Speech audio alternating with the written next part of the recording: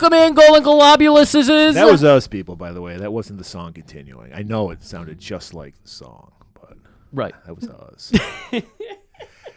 Griff! I hate to interrupt you. It's a new record. This episode's going to be special to me. We're going to put on the rose-colored glasses of nostalgia and give an honest assessment. Does my childhood love of this product, I guess, as a toy brand, live up to it as an adult? It's very interesting because just almost a year ago now, you were shitting all over the Barbie movie. You can't make a movie out of a fucking product. I said you can't make a movie that makes women look smart, is what I said. I'm kidding. But, yeah, G.I. Joe. When I was a little kid, first it was Star Wars, like every fucking kid that was born in the 70s. Yes. Yeah, you're into Star Wars. But then this was my shit all through the 80s. Not all through, because I aged out by the end of the 80s. But G.I. Joe was my shit. I had the fucking comic books. I had the toys. I was shocked how many action figures of characters in this movie I had as action figures. Yeah, you were saying as you watched it, it was all just flooding I back was like, that to guy's you. that guy, that guy's that. It is all came back. That's incredible. And so, yeah, this is going to be an interesting episode. Now, because you have no history with G.I. I have Joe. zero history. We had a few of the toys knocking about. But you were born the year this movie came out. I was born the year it came out. My brother's 3 years older than me. He might have had a few toys. We might have picked up a few just because you're kids and you're like, I want that. Right. But it's not like I knew any of them by name, any of that. In fact, the only one I really names I could recall from G.I. Joe, and I don't know how I picked up this knowledge, Cobra Commander, which name I fucked up 9 times already today since Murray's been here. Snake Eyes, I knew. Snake Eyes. I think that's about it. That's about it. Well, those all you really need to know. I mean, Snake Eyes is, if he's not everybody's favorite G.I. Joe, he's in your top 3. It's gotta be, right? Which blows my mind that he's barely in this movie. It's bullshit. Well, the story behind it was Hasbro was going to try to relaunch G.I. Joe. They were losing their shine, G.I. Joe. By What are we, 87. 2-3 years in? For the cartoon? I think 81 or 82 is when this toy line debuted. So Okay. this is 87. Hasbro, they had a huge hit with the Care Bear movie. Okay. So they were like, get more movies of our products. So the next movie was Transformers. Which, it's a good movie. Never like seen that it. one. I hear people cry over it. What's wrong with you? But what happened was the whole idea, much like in the G.I. Joe movie, was we're doing a new line of toys. Do whatever you want with the old ones. Kill them off. Let's make it interesting. Do whatever you want. So they wound up killing the leader of the Transformers, Optimus Prime, Right. and kids lost their collective fucking minds. Yeah. So they had to do some course correcting with G.I. Joe because we did originally lose a beloved G.I. Joe character, but he's fine in this movie. Yeah. Was that a rewrite or was that a retrospective? It was or literally, retroactive? they piped it in a line with no one speaking it, literally, he's going to be okay. And that was it. And he's in a deep coma, but he'll be fine. The original line was he's dead, and it turned to he's in a coma. Right.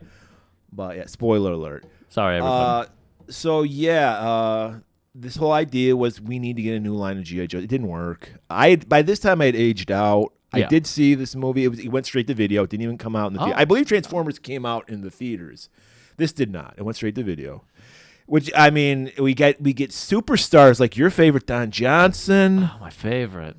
Well, you like him as a Marlboro Man, don't you? He was great as that. I've liked him in that. I loved him as the villain, Sonny Burnett. Oh, God, I was right there with it. Oh, man, he was great as Sonny Burnett. And, of course, we get Burgess Meredith as the main villain, Golobulus. Globulus. Which is what we call our fans, Golden Globulins. Yeah. Of course, I was trying to open with but Murray really wants to talk about this movie. Yeah. I had a whole thing set up for the opening because I want to get into maybe this affected you. I noticed not even just you were like, no, the one character rhymed a lot. And I was like, no, I heard everybody. Yeah, but the black one rhymed the most. Yes, 1,000%. But his raps were so infectious that everybody was using them. Now, this was one of, what's his name? Roadblock Dropped the line. Heavy Machine Gunner. That was his job. I loved it because he dropped the one line, "Save my bones for Davy Jones," and I just want to know. He said that, not Shipwreck. I would think Shipwreck. It might have been Shipwreck, but that I guess save me bones for Davy Jones. I always hated Shipwreck. By the way, I was just talking about. This is my second time interrupting you. Yep. I'm only doing it more. It's like 30, but I'll do it more. I'll keep track. I was never a big fan of the cartoon. Loved the comic book. That was the first comic book I ever tried because when I was a little kid, I just get what looked cool. I didn't follow a storyline. I was like, that's a cool cover, and I would buy that. This was like, I want to continue reading this. And it was hard, Griff, because I had no idea there was such a thing as comic book shops. That wasn't in my world. Yeah. There was the fucking corner magazine shop that later became the porno shop, which I've told many stories about here. They had comics, but it was so haphazard. They would just literally just open the box and just throw them at the shelf. Yeah. So I could never find them regularly. It was sporadically. I always tried. I forget what the comic book store over. Fuck, I forget what roads it's even on. It was off like, I want to say Beach Daily and Plymouth Road. That was Comic Archives. Comics Or Archives. Comic Archives, as some people call it. Yeah, Archives. They had a commercial that would run in my neighborhood, so I saw up, that commercial. Yeah, I grew up knowing about comic book shops because of them. These aren't your daddy's comics, bub. They just had like a still. Well, yeah, I mean, by the time the late '80s, it became a thing. Like, I mean, comic stores were a thing; they weren't a thing where I lived. So I had no. When I saw the first, I was like 12. The first time, I was blown away. I was like, "There's shops that just sell." Because I'd have to get it at the grocery store, or some shit. The Perry's Drugs on the rack, and it was you get whatever the fuck they had. Exactly, like you said. said. So blew my mind. Blew your mind. But I was never a big fan of the cartoon. I remember it debuting because originally they did 2 miniseries, and in fact, if you really were paying attention, this movie was set up to be cut into 5 pieces. They had those cliffhanger type endings. Okay. Because I think that's how they would start every season of G.I. Joe. They would have a 5-part miniseries. Wow. And it was always some MacGuffin where we got to get 5 parts for whatever. We got to get BET launched. Yeah, right. And we got to beat Cobra to it. Yeah. So I remember me and my friend Jermaine, we were super G.I. Joe fans. We got the comics. We fucking had the figures. We were so excited because they had changed the law. 'Cause at the time, you could not make cartoons for products. Really? And then thankfully sweet Reagan came in and said, "Capitalism for all." Wow. And they just opened the floodgates. Wow. And then you had He-Man and you had all those fucking Transformers, all those basically toy commercials. That's what the G.I. Joe cartoon was, the toy commercial. And it worked because I wanted everything that they had. I mean, if you could somehow replace children's modern brains today and be like, yeah, just watch more good cartoons. At least that shit was fun. Like you didn't grow up there, the 70s, where it's like it should be educational and shit. Like, you're fucking my Saturday morning up with this shit. We just talked about 2 Hasbro movies that introduced death into their fucking. We have movies. to learn that anyway. What is Disney? All Disney is your parents are going to die. Like, isn't every Disney character an orphan? I mean. I don't know. I don't keep track on that shit. Aladdin's an orphan, I think. They all are. Little Mermaid was an orphan. Wait, her dad was the king. I think the premise of every childhood movie is everything you love will die. That was like, Yeah, I guess so. I don't know. But anyway, yeah. So I stand by it. I don't think the G.I. Joe cartoon was that good, but we're still going to talk about it. Yeah. This movie was an improvement over the regular TV series. We'll talk about some of the stuff I learned about the show, and then we'll do some other fun stuff, and then we'll go to Trailer Town. Okay. So what I did learn, because I did my research, I watched one guy's YouTube video. I did not check his sources or any of that, so this may in fact be false. I will be his source of check. I think he's pretty accurate here. But of course, as we mentioned, Hasbro's involved with this. Little cartoon company called DEEK. Yeah. They're involved with this, and then you've got the comic book involved with this, and you have the cartoon involved with this, and then you have the toy company involved with this. And basically, everybody had their idea of what this movie needed to be, but it was DEEK's position to be like, but this is what the movie is. And so Joe Bacall, one of the executive producers, the other executive producer's name was Tom Griffin. Their company was called Griffin Bacall. Almost like Tim Griffin. Almost. Yeah. But he required that this movie could not be about war and terrorism, and that's how you ended up getting the sci. Even though that's the premise of G.I. Joe. Yes. It's a, peacekeeping group fighting against terrorism. Yes. And so that's how we got the sci-fi third wheel in this movie, who ended up being my favorite part about this movie. It was interesting. I remember the toy. I'd aged out by then, but I do remember the toy line for it. They did have a Globulus figure. Yeah, and a lot of basic bullshit animation when they got to the Cobra La stuff with all the plants and all the weird It's like things. bio-organic, everything. Yes, Yeah. I really enjoyed it. I thought it was neat. There's a lot of almost body horror type Yes. shit going on here. I mean, it was kind of, I think that's more disturbing than war. I mean, it's basically Having a teaching. spore blown in your face and turn you into a monster. I almost have the suspicion they were trying to warn kids, don't go outside because there's weird spore creatures that'll spew you in the face and murder you, like the G.I. Joes got murdered by. Yeah. Well, no G.I. Joes died in the making of this film. They came close. A few of them did. What else do you got on this movie? All right. So, Hasbro, like you had mentioned, they were like, I don't care what the fuck you do. We're getting new toys in here and everything. They demanded Serpentor. Serpentor. I did have to correct that many times in your notes. It is Serpentor. Maybe I was just trying to save characters one R at a time. Serpentor. Sorry. This isn't Twitter. You can use whatever many characters you want.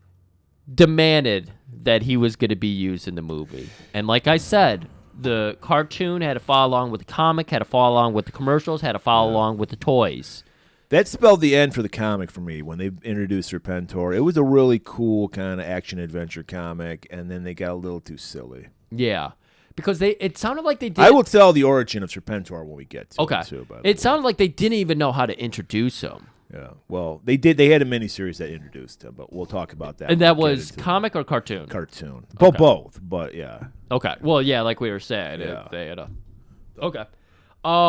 Do you know, and this was the fun fact I was withholding from you, as we talked about, Cobra La was just kind of a worked-in name because they were It was a working title, right? They were playing around with the idea of Shangri-La. Right, because Shangri-La is this movie takes place in the Himalayas, and Shangri-La is the mystical city in the Himalayas. But as we know about producers and executive producers who just want to make money off shit, they're fucking... I almost used the other hard R word.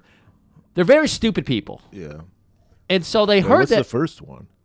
Huh? What's We're the not going to use oh. either of them. Wait, one of them has it at the end. Yeah. And one has it at the beginning. Okay. Oh, yeah, I was just using the beginning. Okay. Yeah. But... I hope you weren't going to use the one at the end. That would be I don't know where you're going That would have with been that. an interesting place to Yeah. drop the hard R. Right. But no, they were... Oh, fuck. Now we've just lost Griff's train of thought. Oh, fuck. Where was I? Oh, no. Corporate suits. Oh, yeah.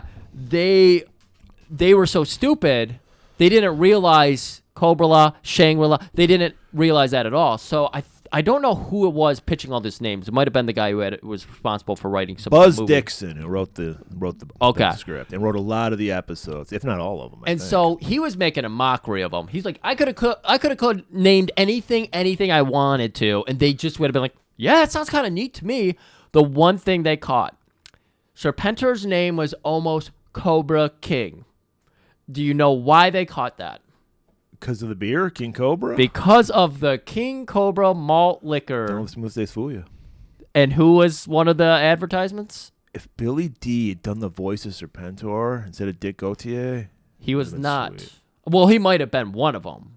yeah. But I think you're confusing it for Colt 45. You're right, I am. Because we used to have a Billy D Colt 45 sign You're over absolutely right. I over on apologize Telegraph. to Billy D. Fred Williamson. Oh my God, Fred Williamson, the voice of Serpentor, would have been fantastic. That would have been They so good. had to put a mustache on Serpentor, though. Yeah. It would have been so good. But yeah, they didn't.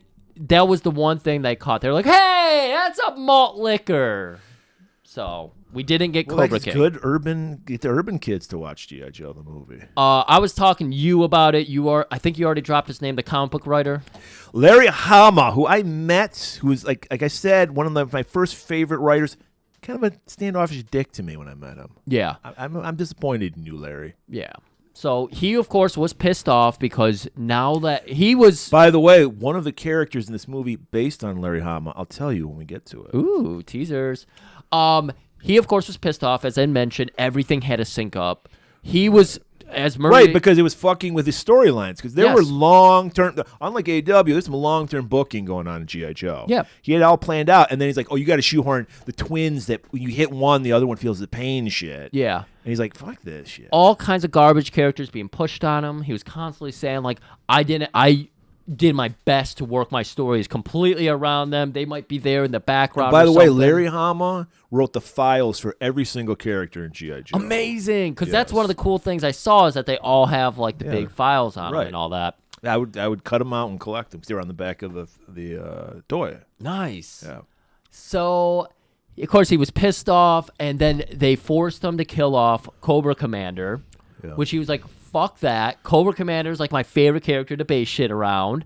And so he's like, as soon as I can get him back, he said it took him 40 issues before he could work him right back in there. I actually remember, I might be remembering this wrong. I remember Serpenter getting killed, taking an arrow to the face in the comic book.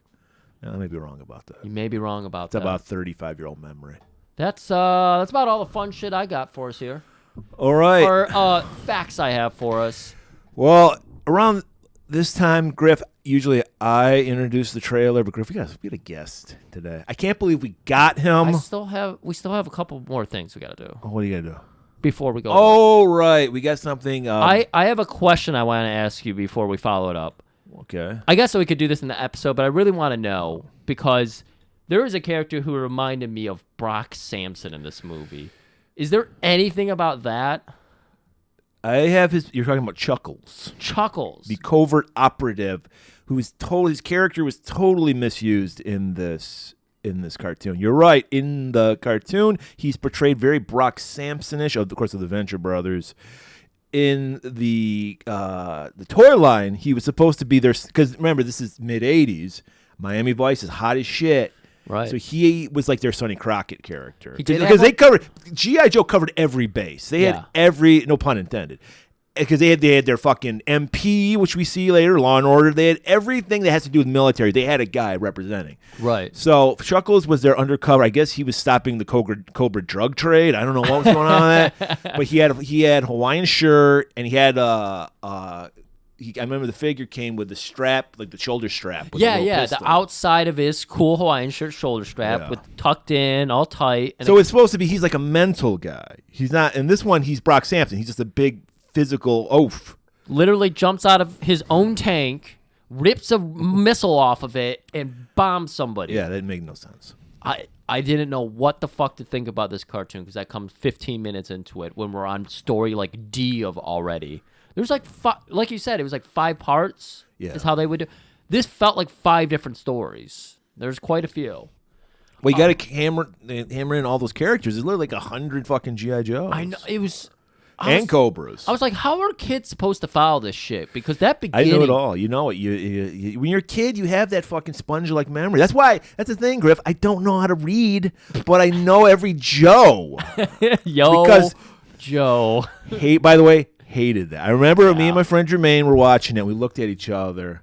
Yo, Joe? Yo, What Joe. the fuck is this shit? Yeah. Yeah, I never liked that. All right, Murray.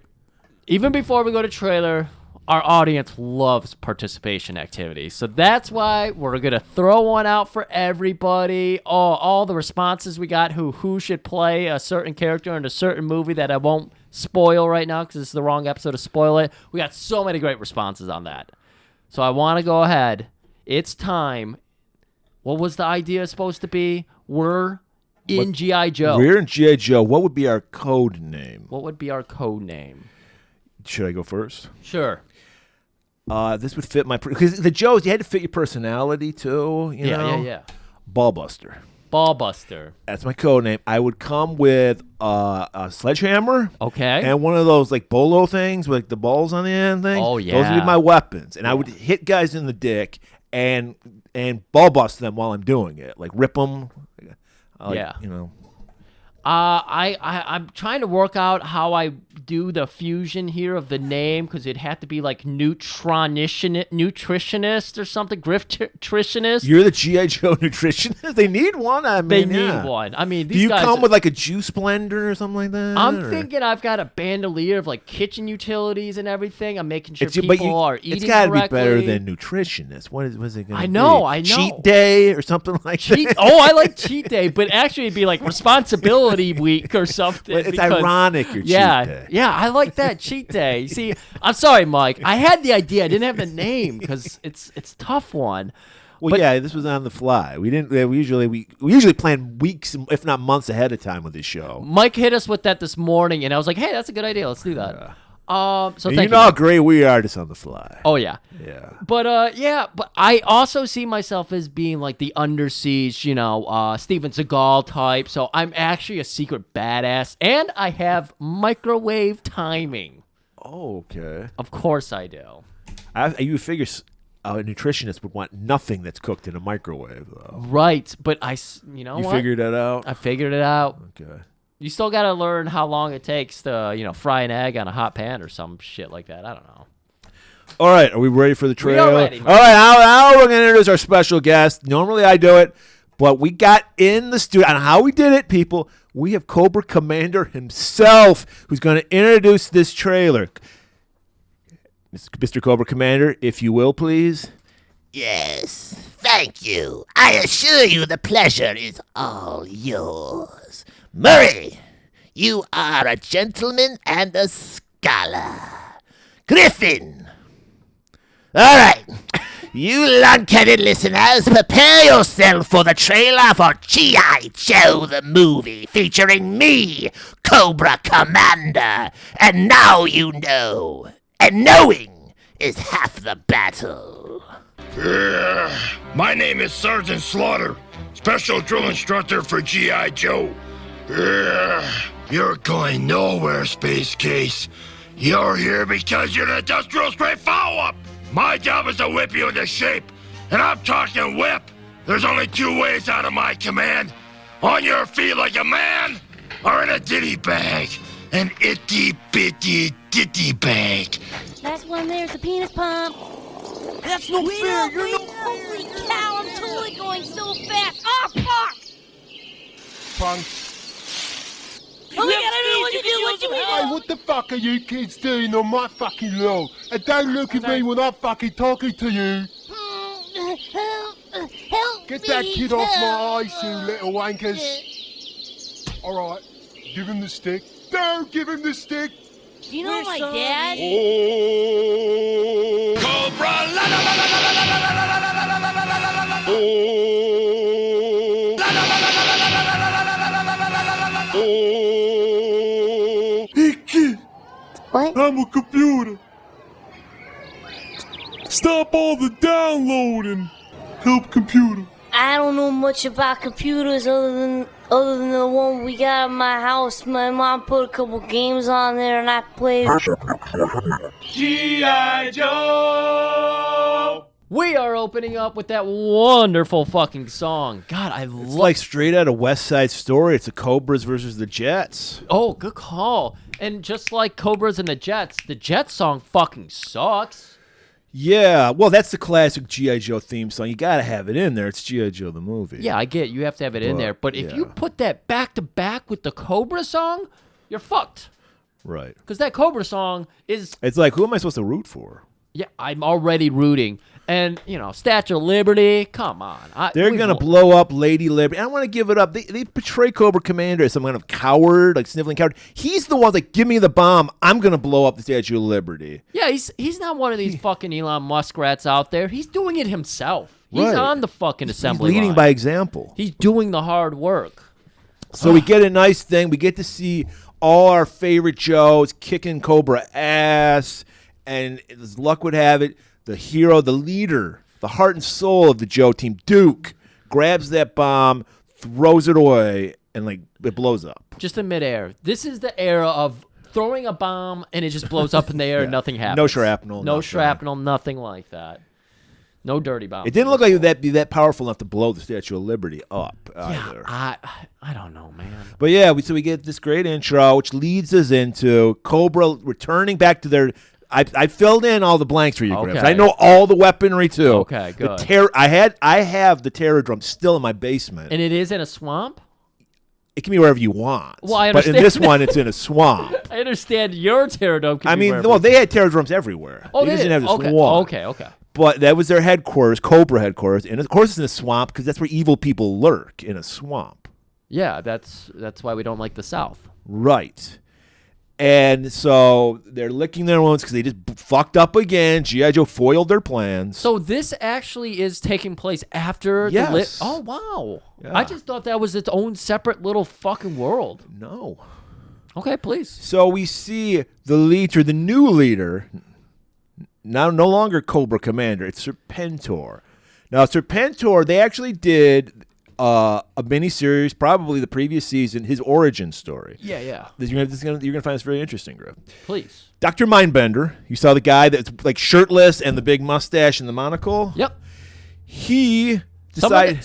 I'm sorry. Some of this does get mentioned in the movie. Yeah, it does. You do hear Dr. Mindbender? Yes. God, I'm going to be At first, it was Mindbenderovich was his... like. I like that. And then when he moved to America, he anglicized it. Oh, okay. You want because he is Jewish, you know. Hey, man, I've been reading this book After all. about 30s Detroit. I didn't realize how much, like, I knew we were racist against varying people of white race. Catholics, Polish people. Irish people. The Bat Boy for the Tigers changed his name because people harassed him. So he changed his name to Roggins instead of Roginski or whatever it was. Sounds better. Anyways, Murray, So, I'm so sorry. okay, Serpentor, Dr. Mindbender, and Destro, my dear Cobra Commander. Oh, my God. They were going behind. They were like, we're tired of losing because of Cobra Commander. We need to create our own leader. So what they did, they robbed the tombs of the world's greatest warriors. Napoleon, Vlad the Impaler, Alexander the Great. And whose jizz they needed all to finish up, Griff? To make the perfect leader, the perfect man? Sergeant Slaughter. Sergeant Slaughter, they got his petri dish. They found some Kleenex in his bathroom. And then they IVF'd him. Yeah. Illegal in the And South. so thus Serpentor was created. See, I saw that story and I saw another story where they're just like, no, he's just here now.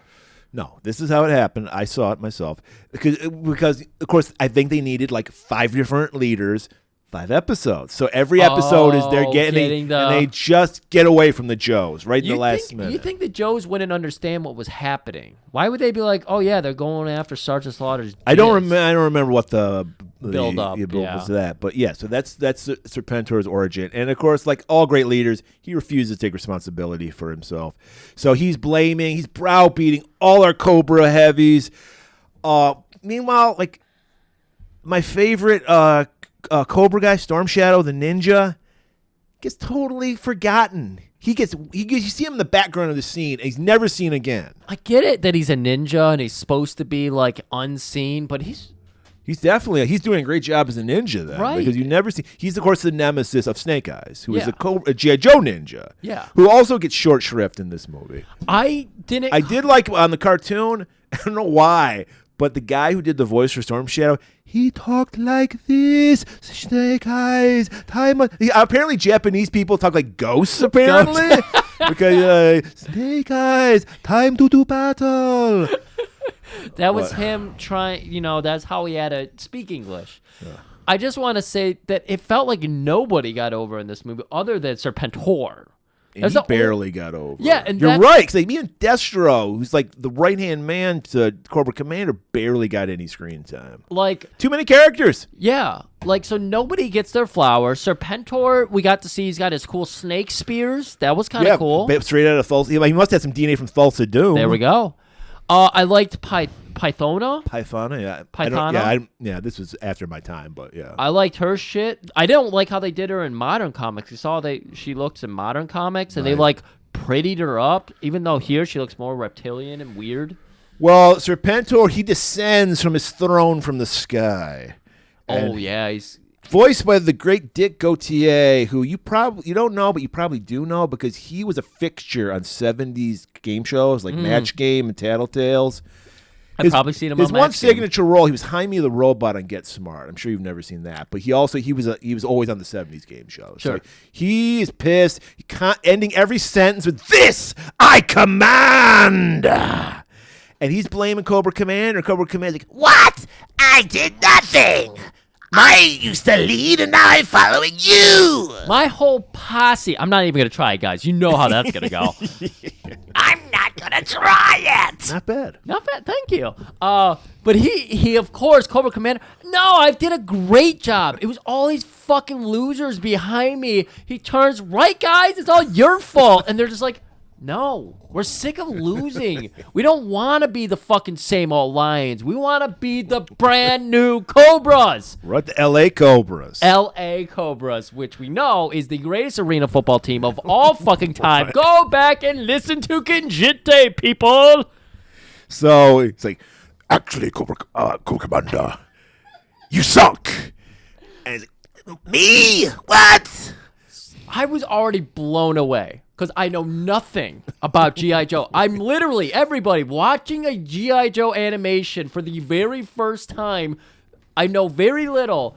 And Cobra Commander is being told by everybody, you're a piece of shit and you suck. in the cartoon, he was always a comic relief like flunky dude. Oh, okay, like okay. they always portrayed him like that, and he was more nefarious in the comic book because he also had that great Dude, yeah. KKK hood he used to wear in the comic book. Or Black Legionnaire if you're from the Detroit area of the 1930s. There you go. That's the betwixt of the story. So they're fucking reaming out the old CC. Cut outside, we see it looks like the creature from Star Wars that was in the trash compactor. It's like this eyeball on a fucking stick, like a tentacle. It pops up from the swamp, and we're like, "What is this?" Is this some kind of submarine or something? It is. It's an organic submarine. This disgusting creature comes up out of the water, opens up, and this is where we meet Pythona. We don't know who she is right now. We see a hooded character. A hooded character,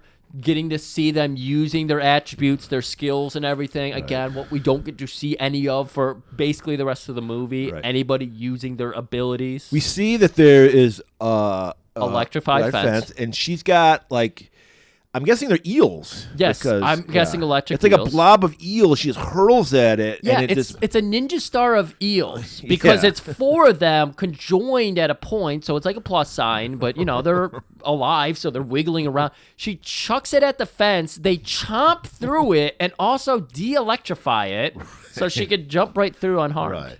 Sneaks up to the entrance to the Terrordrome, extends her fucking fingernails and just cuts a hole into it's like a foot thick of steel. Right. They are making these Korbala people, I'm sorry, I spoiled that already, to be just more human than a human. You have to do that. Right. You have to up the ante every time. One of the things the guy, when he did his research on this, and I stole some of his research, he said a lot of the Kobrala shit was crustacean based. Yeah, it was. Yeah, and he's like, I don't know what's going on with the crabs in the Himalayas, but what makes no. Why do they call it crabula? Yeah, crabula. Because you're right. They're supposed to be these people who were evolved from snakes, but they use a lot of insect and crab crustaceous type. Yeah, but remember, that's their whole culture though. Is organic. Yes, and it's fucking cool as shit. One of the cooler things that's come out is Half-Life and Half-Life 2, and they did the same thing where it's organic machines and shit. It's pretty cool. Anyways, probably inspired by Cobra Law. I think it might be. So she sneaks her way in. Some guards try to stop her. She just squeezes a mushroom, blows some spores in their face, kills these guys. Yeah. They get the alarm goes off. Cobra Commander's like, I'm going to make it up to everybody. He starts running after her. He sees her going to Serpentor. He's like, this way! And they go the opposite way. Yeah. Because he wants Serpentor to get killed. Serpentor even says, an intruder in my terror dorm. Drome. That's something else. I will stop them at once. And Cobra Commander was like, no. You are the Emperor after all. Let me handle this. And he's like, well, yeah, shit. When you're right, you're right. So fucking go to it. Right. And again, if he was wearing his mask where you could see his little eyes beating through, you would see that Cobra Commander has something up his sleeve. Yeah. Because, yeah, like you said, he sees the intruder and he goes the opposite. He leads everyone the opposite way. Yeah, even Skull. No, idiots, not that way. This way. Go off. So Pythona finally gets to Serpentor, but he recognizes her. He's seen her in a dream because she pulls her cowl back. Beautiful woman with a fucking black scorpion braid. Oh, my looking God. like a sexy Tong Po. Man, we haven't talked about the hairstyles in a very long time. No, we haven't. Yeah.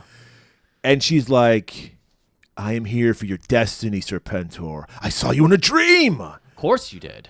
We need BET. No, not Black Entertainment Television. The Broadcast Energy Transmitter. I haven't had cable in a while. Is it still around? Yes, BET? it is. Oh, okay. Have they been covering Diddy scandal? Yes, they have. Okay, good. Okay, so this is our MacGuffin, the BET. Yep, Every BET. episode's got to have that. Cut to, what is the BET? Well, the Joes, for some reason, are in the Himalayas working on this. I They're guess bringing electricity to the fucking Sherpas. just like when Black Oak, Arkansas brought electricity to Arkansas? I guess. I forget what the song's called. There's a song called When Electricity Came to Mississippi or some shit like that. I can't remember it. I haven't listened to my records in too long. Well, anyway, they're going to bring electricity to the Sherpas. Unlimited power anywhere, anytime. They're never explained how or why. It just is. You know, Yes. you never have to explain shit.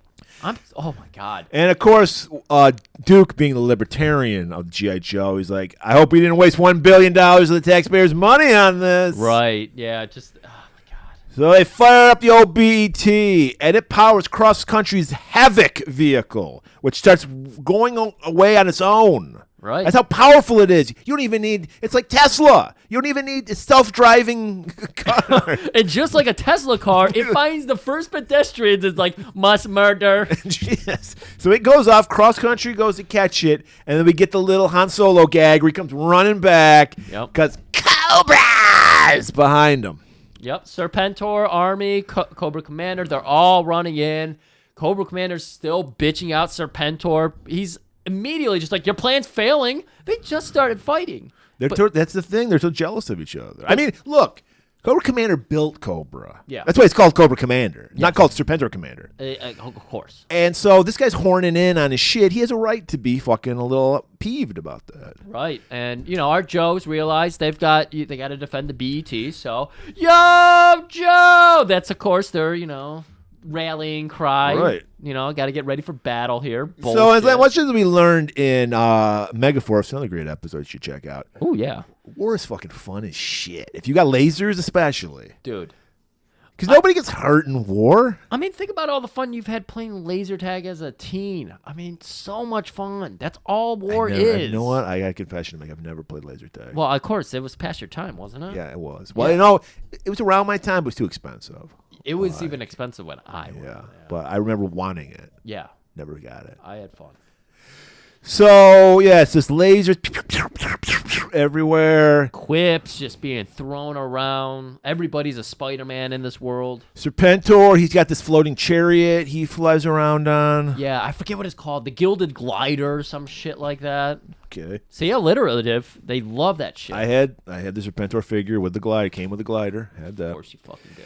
Did you chuck it at your sisters when they pissed you No, off? no, I didn't do that. So yeah, it's this shooting. Duke realizes that the BT is not being guarded, so he's got to rescue it because Serpentor is ready to fucking take it. Right. He's running after it. He gets a couple lasers to the shoulders. We know, of course. No harm Grazer done. lasers. Grazer. See, again, the rhymes, the Right. quips. It's just fun. So he's getting up there, but Serpentor is on him with his glider. So now they have to fight. I think he's riding on the glider. Yeah, he's hanging Duke on the is hanging glider. on it. And, of course, he's got bandolier full of gadgets and shit. Grenades. Everyone has a bandolier full of grenades. Thankfully, I hooked Duke up with a very good omelet that morning. White egg. No yolks in that because it slows you down. Cheat day. Yeah. This wasn't a cheat day. It wasn't a cheat day, as it usually isn't, because as we talked about, the name's ironic. You know what? That's perfect. You killed it. Murray hit another fucking dinger.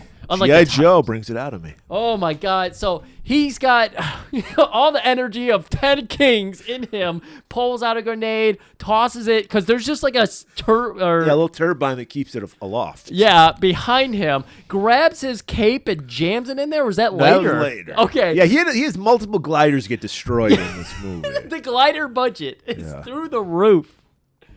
So he's like about to get killed. Baroness, who they're all on board the Serpentor train. They forgot about Cobra Commander. Like, we must save Serpentor. No! He doesn't want that. He wants to watch. He's eating his popcorn. I don't know how he's got his fucking face mask on, but he's eating popcorn, just throwing it at his face mask. That's right. Watching Duke murder Serpentor. Yeah. And Duke doesn't murder him, but he does throw him at the BET because it's just a big satellite dish that shoots a laser. Yeah, there is literally a giant satellite dish. We see them put circuitry in it, so you know science is happening. So we see Serpentor get electrocuted. Immediately, Cobra Commander, Retreat! It sounded like fucking Gollum right there. Yeah, that was a little more Gollum, you're right. We have to prepare for the counterattack. Leave Serpentor. I know where we can find sanctuary. And you know what?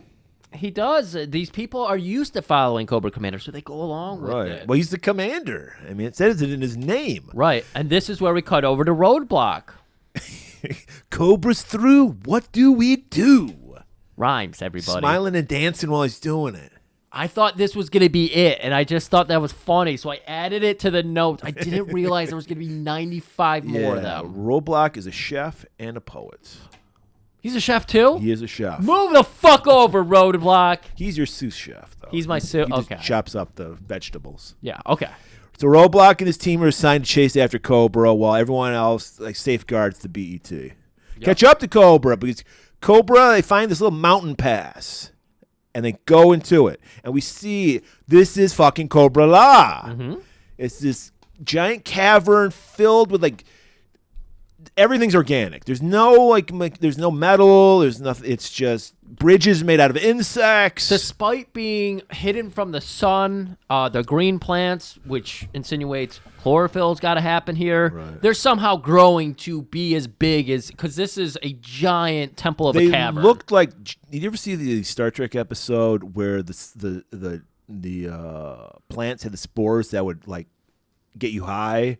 Oh, I think I have. I don't remember. And then Spock gets high and he falls in love, and then Kirk's got to cock block him to get him out of it. I remember that part. I don't remember the plants. Yeah, but these were giant versions of that. Yeah. They were huge. It was they were cool. Again, this is where the movie starts kind of being neat for me because I like this idea. So, yes, we're seeing, so it's there's. It's looking like because the G.I. Joes are on them, and they are fucking launching missiles or blowing people. And Cobra Commander's all cool. This is why he is the Cobra Commander. He's just don't worry about it, guys. A couple of you fell down, scraped your knees, no big deal. We're in Sanctuary. And I was like, what the fuck you talking about, Cobra Commander? It looks like you guys are about to get your ass handed to you.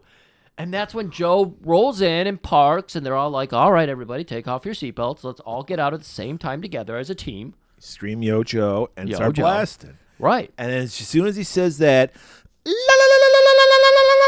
all these fucking Mothman prophecies Monarch. jump. That's true. We need to talk to. Well, they do have shore leave.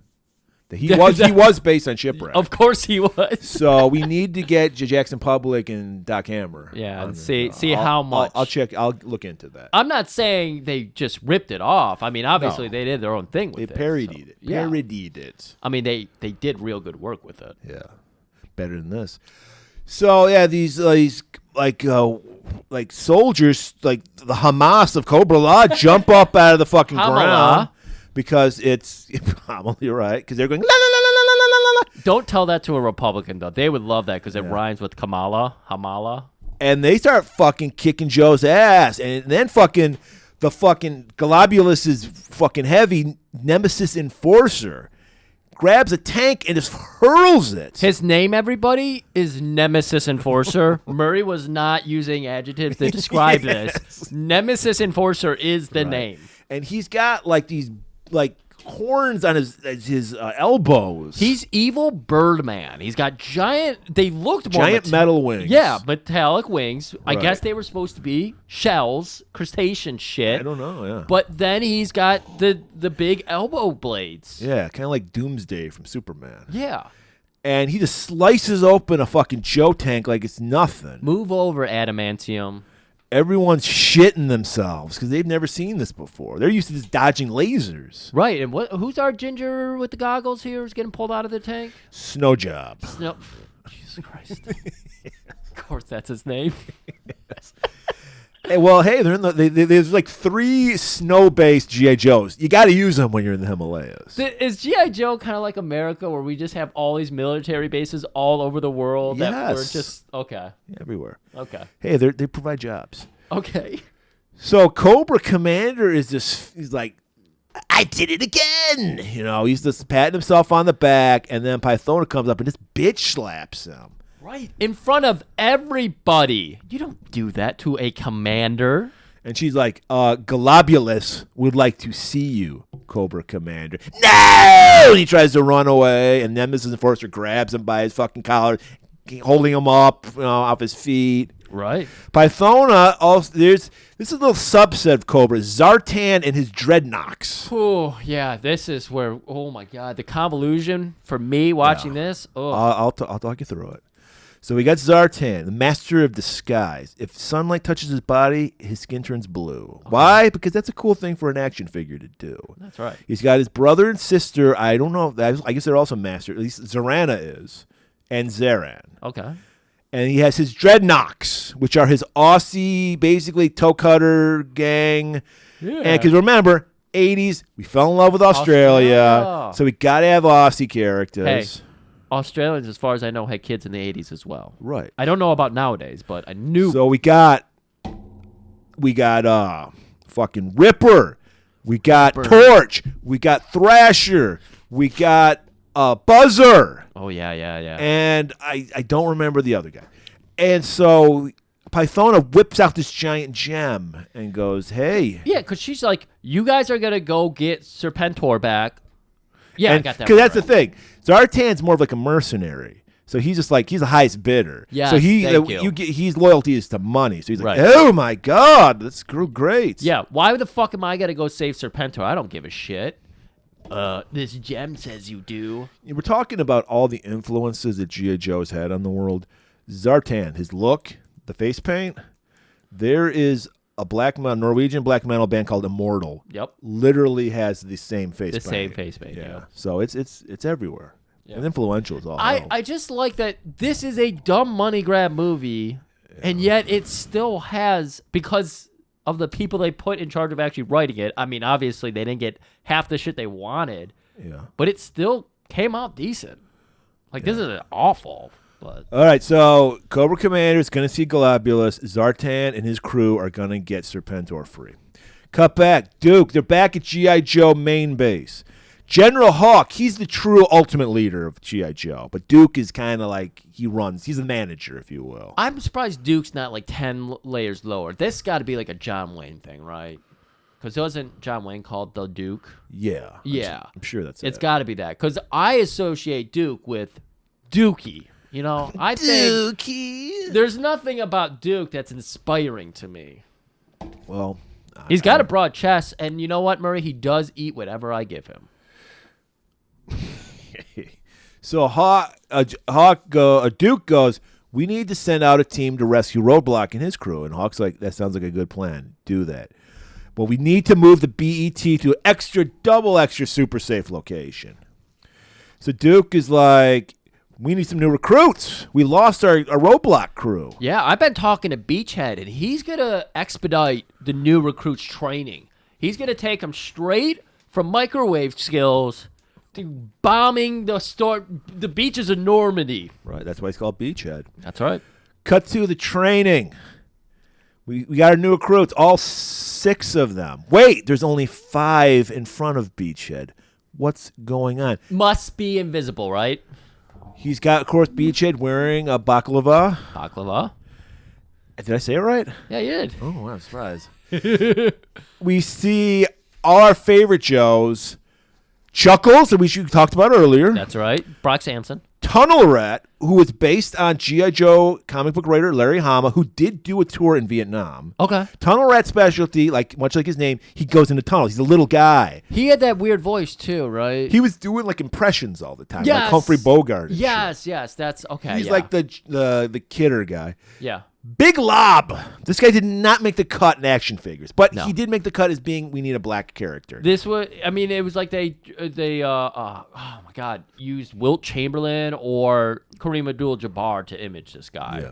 He's even wearing a basketball jersey, Right. Because that's as much. Because as in you G.I. can think Joe, about. they don't stifle you with uniforms. They want you to express yourself. This is interesting. Yeah. Yeah. They really do let you just show up however you want. Well, if you come up with a cool code name, Big Lob's not a great code name, No, but that's an awful code name. maybe Alley Oop would probably even be better than Big Lob. Yeah, I think so. So then we see our female ninja Jinx, and we get Law, who, judging by his accent, is some kind of ethnic character. Yes. I'm guessing, I'm going to say Puerto Rico. Yeah, okay. He's an MP.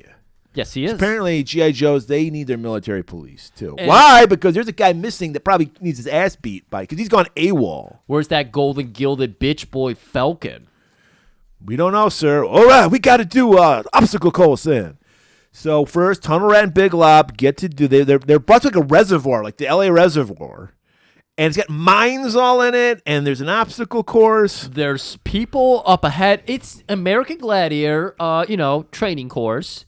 So there's people, But gyro. deadly. What's that? But deadly. There's literally it's- landmines. Yeah, no, it's deadly. But you got gyro, you got fucking Thopter, you got You got that thing that Hercules. Paul Atreides fought in the David Lynch Dune. Remember that, Yes, robot? I know. I can't remember what those are called. Danger bots, let's just call them, because Danger we bots. gotta keep moving. So Big Lob, not only is he excelling, he's giving his own play-by-play as he's doing it. Which is funny because I think I used to do this as a kid when I was playing, mini sticks, hockey with the little sticks and everything. Right. This is what I used to do. So I was like, oh yeah, this is relatable. So he's doing what you're supposed to, but Tunnel Rat always using his brain. He would rather think harder than work harder. And he is a man who is not afraid to dig through the shit. Right, because he knows it's a sewage tunnel. He's Yes. like, I'm a tunnel rat. That's what I do. So he just I do. scurries into this tunnel, Right. avoids everything because they have to ring a bell at the end. Right. So Big Lob, he does it, goes through everything, and at the same time they both emerge at the end, Yeah. and they hit the bell, and it's like, yeah, we did it. Big Lob has to fucking dunk he yeah. shoots Shoots a a grenade. grenade and it rings around to this the little rim. danger bot, whatever you called it. Yeah, the danger bot. It looked like one of those things you would drop a penny in and then it would swirl around and, it's just a downhill. How about this? Reverse How about funnel? his name's Rim Job? To go with Snow Job. Why not? Why not? So, all right. I can't imagine, unless you're wearing using like the safe for work version of Google, if you search up Snow Job, the first results you're going to get are not. Yeah. Well, G.I. I Joe. mean, the real Snow Job is a con. Like, you never heard that phrase? Giving a snow job? No, I don't. It means I you're don't- conning somebody. Oh, It's a okay. snow job. Okay. I don't know why it is that way, but that's I think that's where they're coming from. But yes, if you're a dirty, So disgusting you're person saying like he's you can- conning the GI Joe. it just sounded cool. It was snow related. So next up, Law and his buddy Order, because in the G.I. Joe, not only apparently you can have your therapy animal too in G.I. Joe, because there's multiple G.I. Joe characters that have their pets. We Yeah. got Spirit and his eagle Freedom. Yeah. We've got Shipwreck and his parrot Polly, of course. Right. And we have a Mutt with his dog Junkyard. Mutt is the man. Yes. Yes. I love it. Oh my god. And so their thing is they need to sniff out a bomb. They have this little, it looks like some kind of Vietnamese fucking village Yes, set it up. does. Yeah. And Order is yet to be revealed yet. Yeah. So Beachhead's like, you're going to have a hard time with this one. You got to find a bomb, and it's got 3 minutes to go. Andale, mi amigo, riba! And that's when Order shows up, his pet dog. And Beachhead's like, what? You motherfucker! Yeah, he smells bombs. He's a bomb-smelling dog. So he finds the bomb. Of course, it's got the fucking red readout. That's the international symbol of a bomb. Well, it's a classic bomb. It's sticks of dynamite with a fucking large clock on it. And, of course, there's the little hand, big hand, big hand. Okay, we got 3 minutes left. Brings it to Beachhead. Oh, get that away from me! And he grabs it and hurls it. And it's a dog. He plays fetch. Right. So Order grabs it and brings it back again.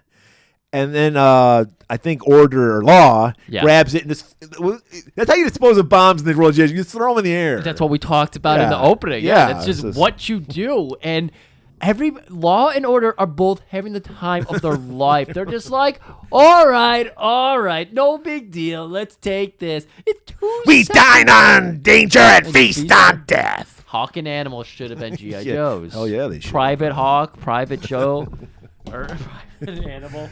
All right. Next up, Chuckles. Remember, according to his file written by Larry Hama, he's supposed to be their covert undercover agent. No, Brock Sampson.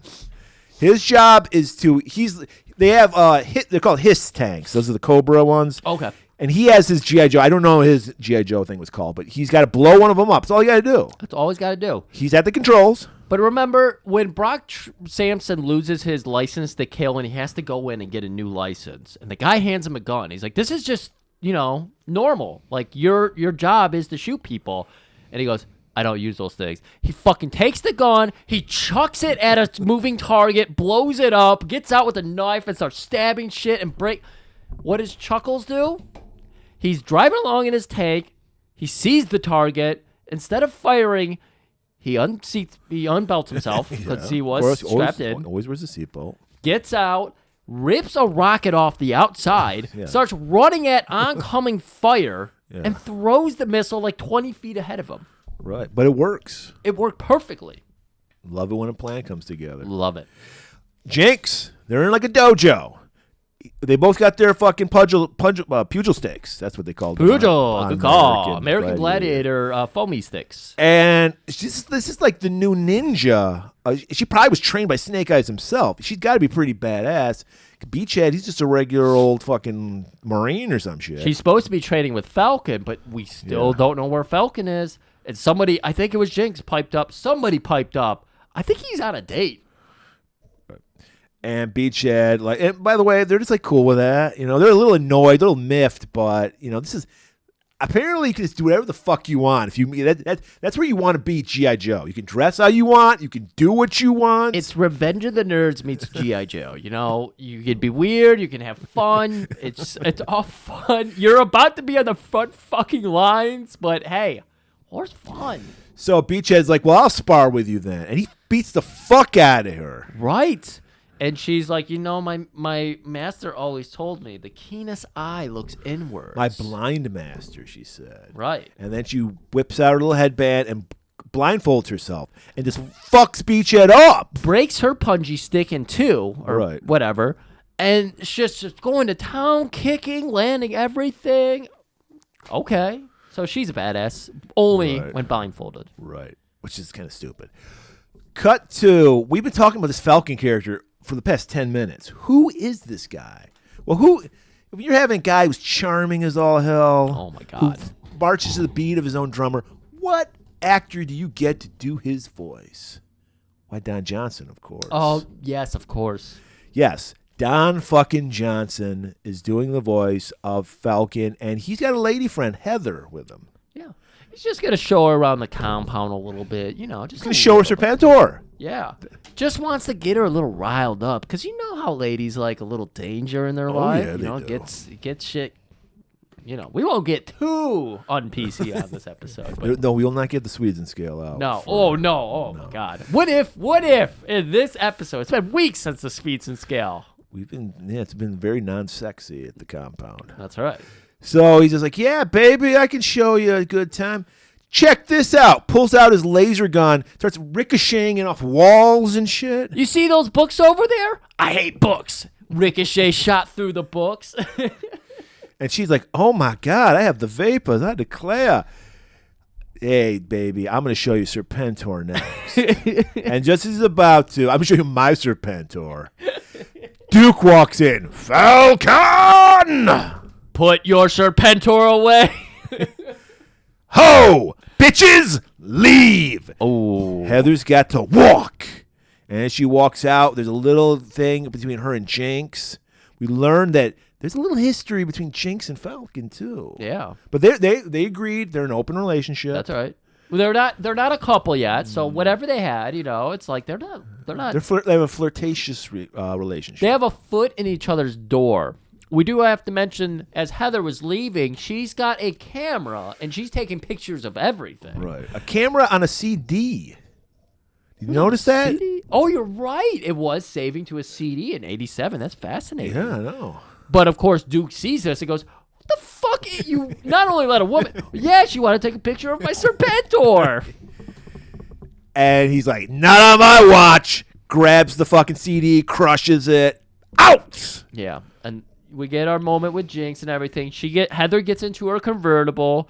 Most journalists, drive convertibles. It's just what we do. And yeah, she just takes off, and I think we follow along with her. Yeah, well, Duke goes, Falcon, you're on guard duty. Oh, right, You're right. in trouble, mister. He is one of the new recruits, everybody. He was supposed to be there with the 6, but this is the date that I think it was probably Law and Order. Yeah, so Heather drives out to the swamps. By the way, Zartan and the Dreadnoks hang out in swamps, too.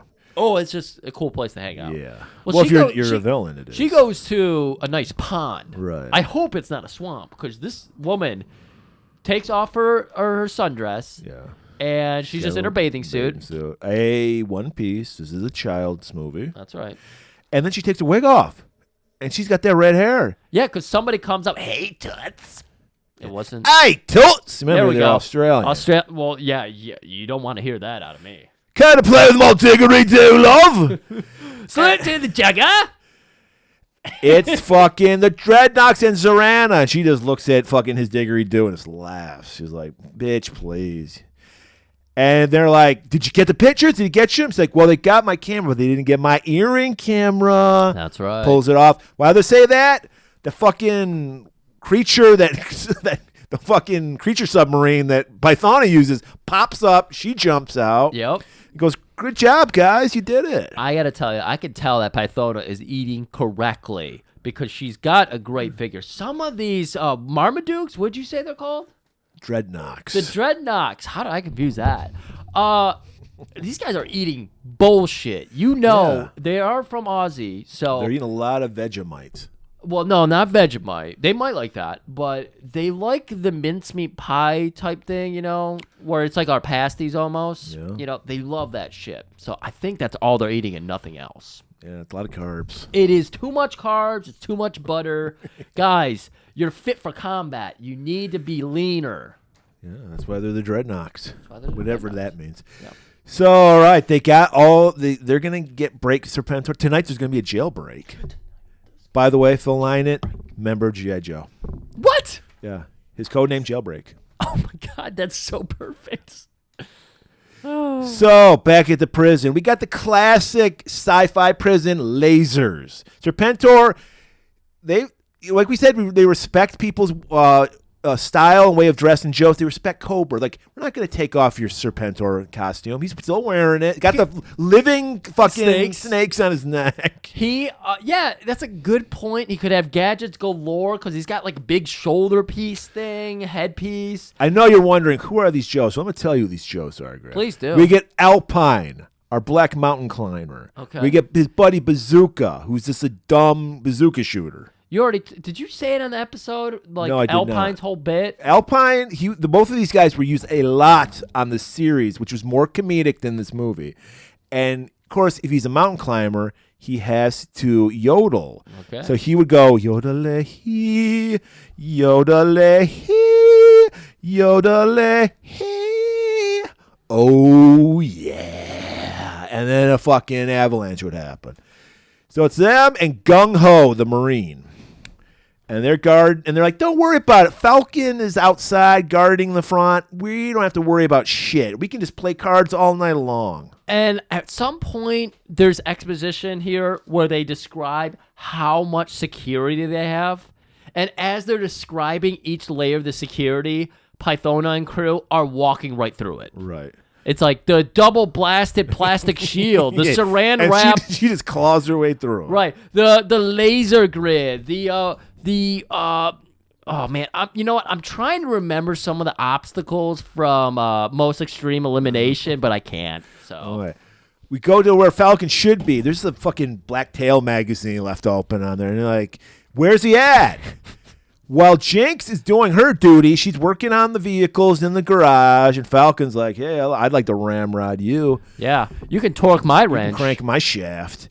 And she's like, "Get out of here. I saw you with that Heather chick. Baby, she doesn't mean nothing." Once I get done explaining it to you, you're going to be asking me for an apology. You're going to be apologizing to me.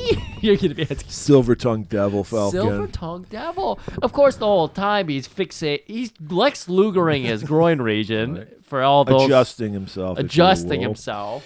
While that's happening, Pythona and her crew attack. It's a Nemesis Enforcer, Pythona, and the Dreadnoks. And this is where we learn that apparently Nemesis Enforcer's wings must be made of metal because he blocks the lasers holding Serpentor in the cage, so Serpentor can just climb out underneath his wing. Yes, they're freaking out because there's a standoff, as is custom to G.I. Joe battles, just lasers and nothing happening. Right. But Nemesis Enforcer? Okay. Nemesis Enforcer. Nemesis Enforcer. It rolls right off the tongue, yeah. Yeah. Nemesis realizes, oh shit, that guy over there, Well, he doesn't say that because remember, he's mute through the entire movie. Yes, of course. He doesn't speak. But somebody else says it for us. Oh my god, that guy over there is going to go for the alarm. And then that's when Nemesis realized, I'm going to go fucking stop this. He's blocking Well, somebody shot the alarm and Gung Ho's trying to rewire it. So. Oh, that's what. Oh, Yeah. okay. But yeah, he's got to run over.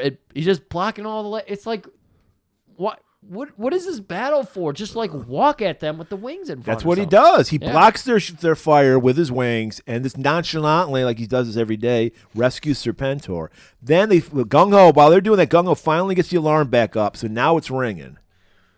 Got everybody fucking working at it, everybody coming together, but I think they've already got Serpentor. They're already on their way out. They're halfway back to the fucking Terror Dome. Are they?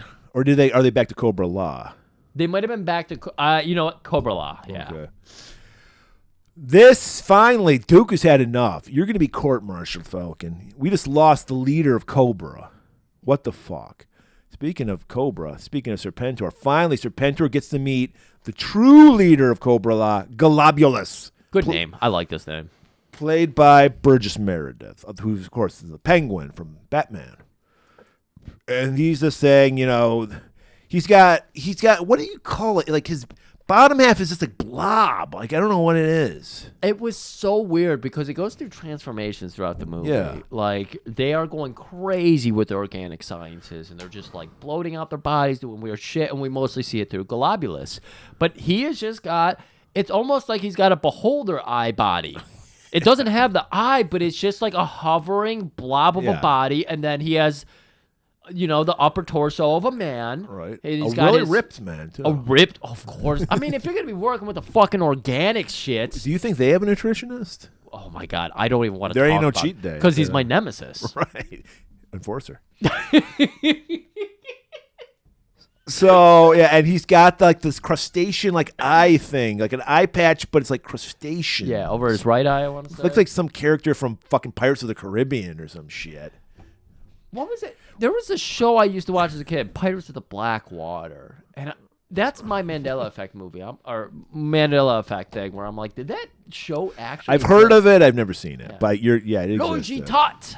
I think that's what they always said. So, all right. So they need to get this. They may not have the BET just yet, but they have to do the trial of Cobra Commander first. So a giant clam, a bearded clam, if you will, rises up, opens up.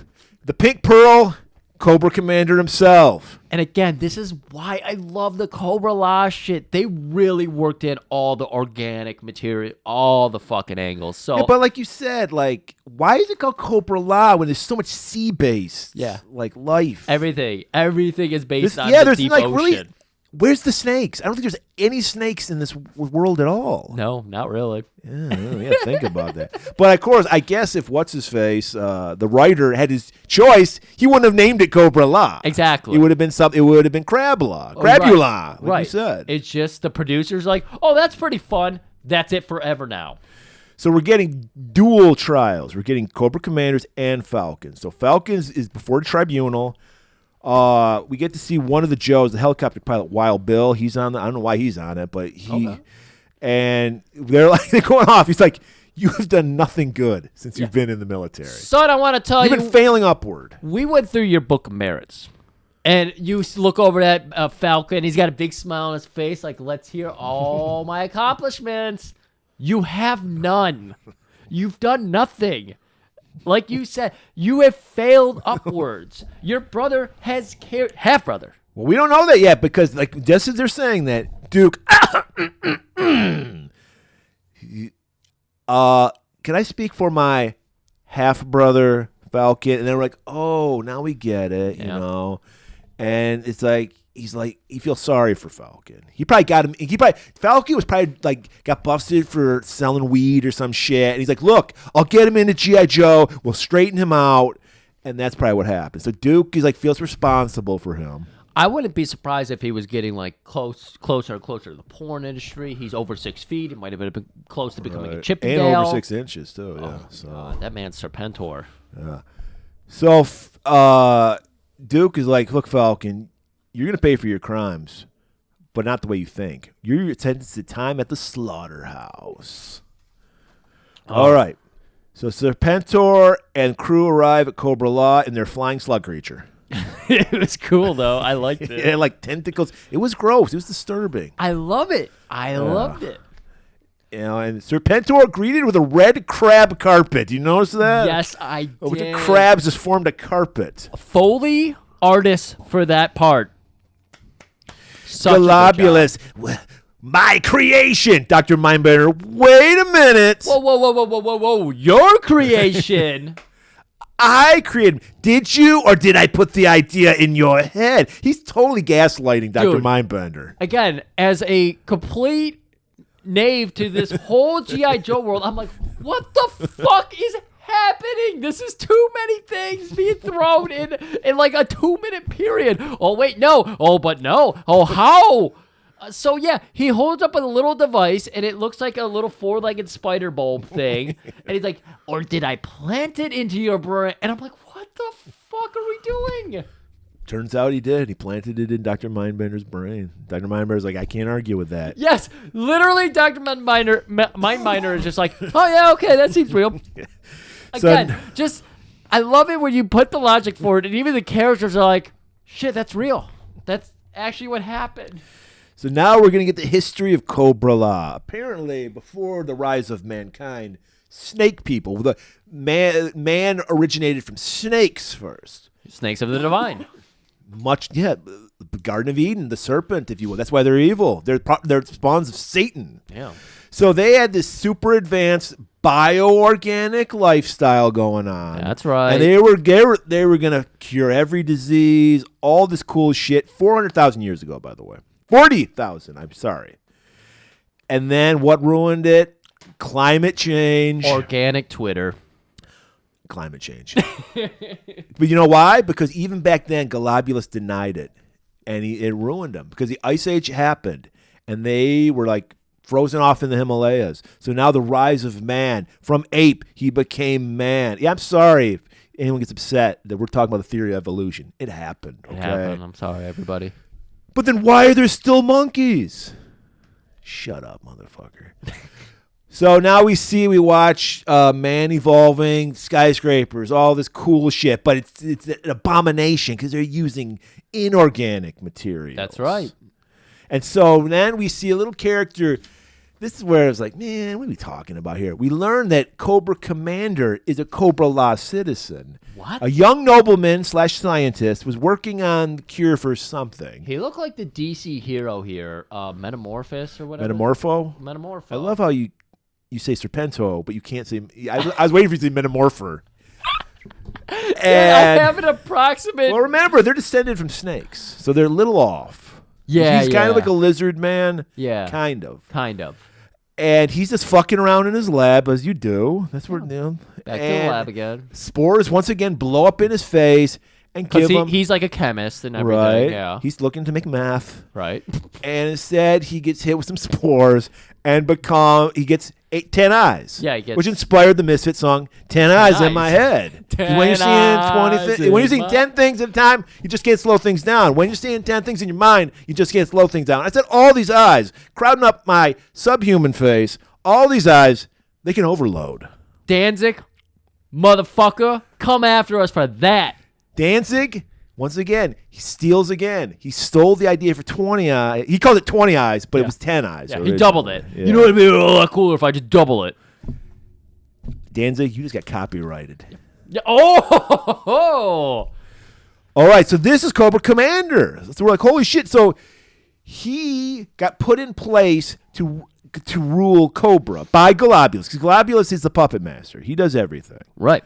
But back in an original timeline here, he has been fucking up the whole operation of fighting back about humankind, and G.I. Joe keeps beating him at every fucking corner, so he's going to be punished for his crime. A failure. But before that, we see Globulus. He's revealing his plan, his final solution. Again, story 9 here of this fucking movie. But this is the ultimate plan for Globulus and Cobra Law. Yep. They apparently those giant we thought were trees. They're rockets. They're organic rockets. Oh, I love it. Full of spores. Yeah. Send them off into space. Are you describing a wiener? The organic rocket with spores? Is your wiener full of spores? Mine's not. I mean, well, yours probably is because you're so dry. You don't have any moisture. No, mushrooms and spores are based on moisture, Murray. No, these are dried like a powder. No, I'm understanding that, but I'm just saying, like, I wouldn't be full of spores if I was So it's a dry. moisture missile, a heat-seeking moisture missile, if you will. So, God, that sounds fucking... That's that Guar line, actually. Oh, is it? So, nice. Yeah. So they're going to release these into the Earth's atmosphere. The spores are going to come down, and they're going to regress mankind back to his normal, natural, savage state. And Cobra Law, who are going to hide in their ice dome, we're going to come out, and they're going to reclaim the Earth. But they need the BET to ripen those spores. Right, because it's super energy, so it'll fucking superheat them, allow them to grow properly. Well, actually, incredibly fast, and then rain down, because these are going into like the stratosphere. Right. And then once they get hit by the BT, they'll rain down everywhere across the globe. And to show how powerful the spore is, they experimented with the Cobra Commander. He's no stranger to having spores in his face. He gets a spore job all the time. And he gets hit in the face, and he starts transforming. He gets fucking super jacked. Yeah, he does. But that's the good part of it. Joe Coleman would love that. Joe Coleman. The bad part of it, loses his tan. He becomes into a reptile man. No! Cut 2. Falcon is on his plane. He's getting sent to Slaughterhouse out in the middle of the desert. Right. And they're like, well, all right, here's your drop-off point. Well, where are we landing? We're not landing. Yeah. Throw him a parachute and just kick his ass out of the fucking thing. You mentioned that, again, this, like, they start every season off with a 5-parter and all that for G.I. Joe. And again, we just abruptly cut the Cobra Commander situation, and we're just jumping in here. Like, that is clearly a commercial break into this scene. So as we're watching Falcon fall, he gets his parachute on because, again, this guy just manages to fail himself into success. Right. Of course.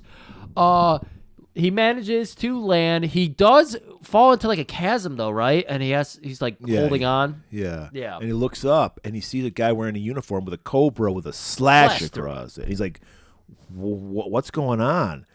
It's Sergeant Slaughter's Renegades. It's what's going on. Eddie's disease!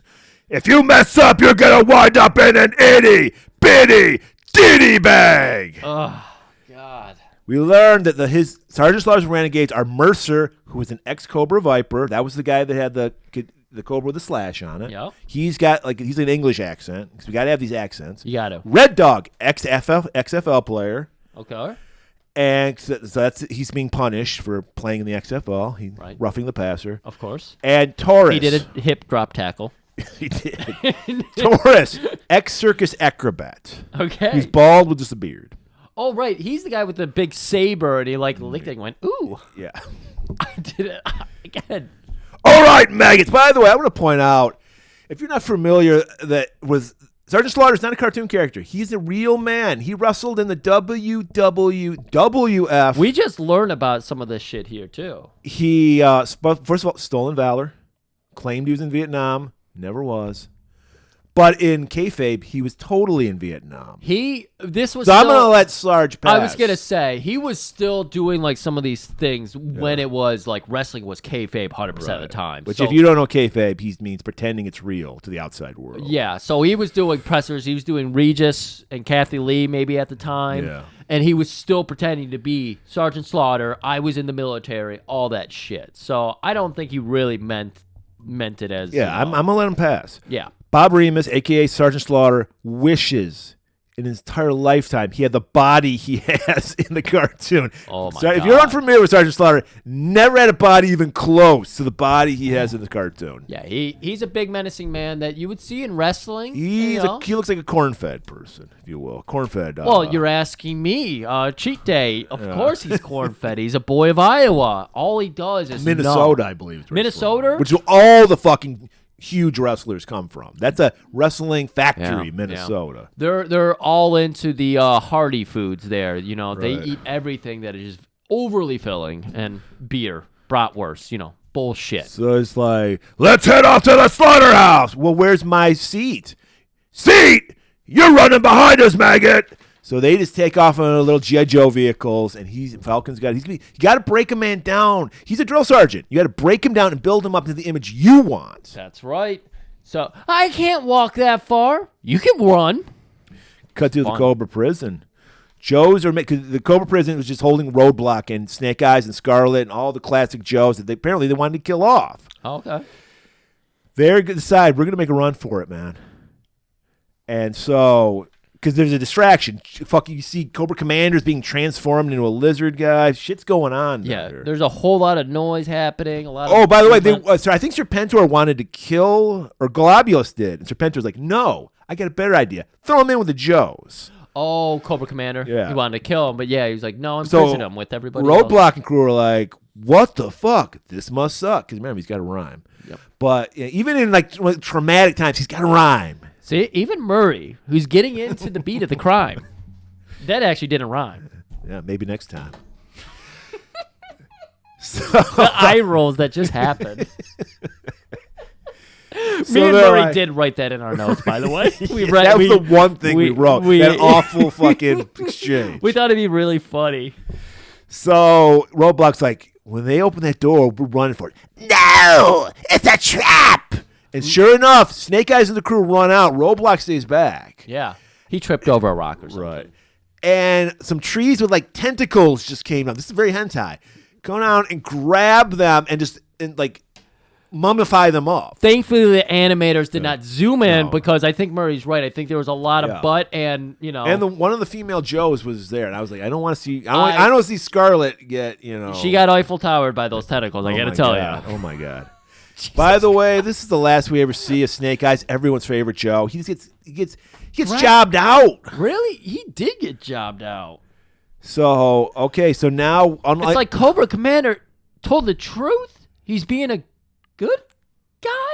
And so he's like, it's a trap. They set this up for you fuckers to run away. They wanted you to run away. Right. And so he's like, well, what do I do? Well, take me. Right, because Cobra Commander... He's morphin', if you will. He's fucked up. He can't even walk because his body's going through all these transformations. Right. So he needs to be carried. His mask is or barely... maybe it's just his Cobra Commander. Carry me! he just wanted to see what he could get away with. But he's like, his mask is barely even holding up here. It's about to fall off. And so he's like, all right, I'll do it because G.I. Joes are just 1,000% I can change them, you know? Once they see the American way, they're going to realize they're wrong and be our friend. Globulus spots it. Nemesis Enforcer! Take care of that. So he runs after them.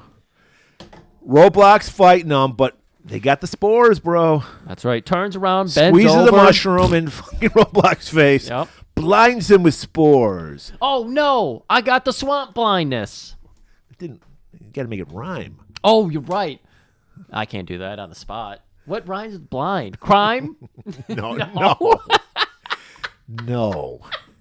I'll be your eyes. So they fucking fall down a fucking ravine into a stream. This is That just rhyme. Ravine into a stream. God damn it, Murray.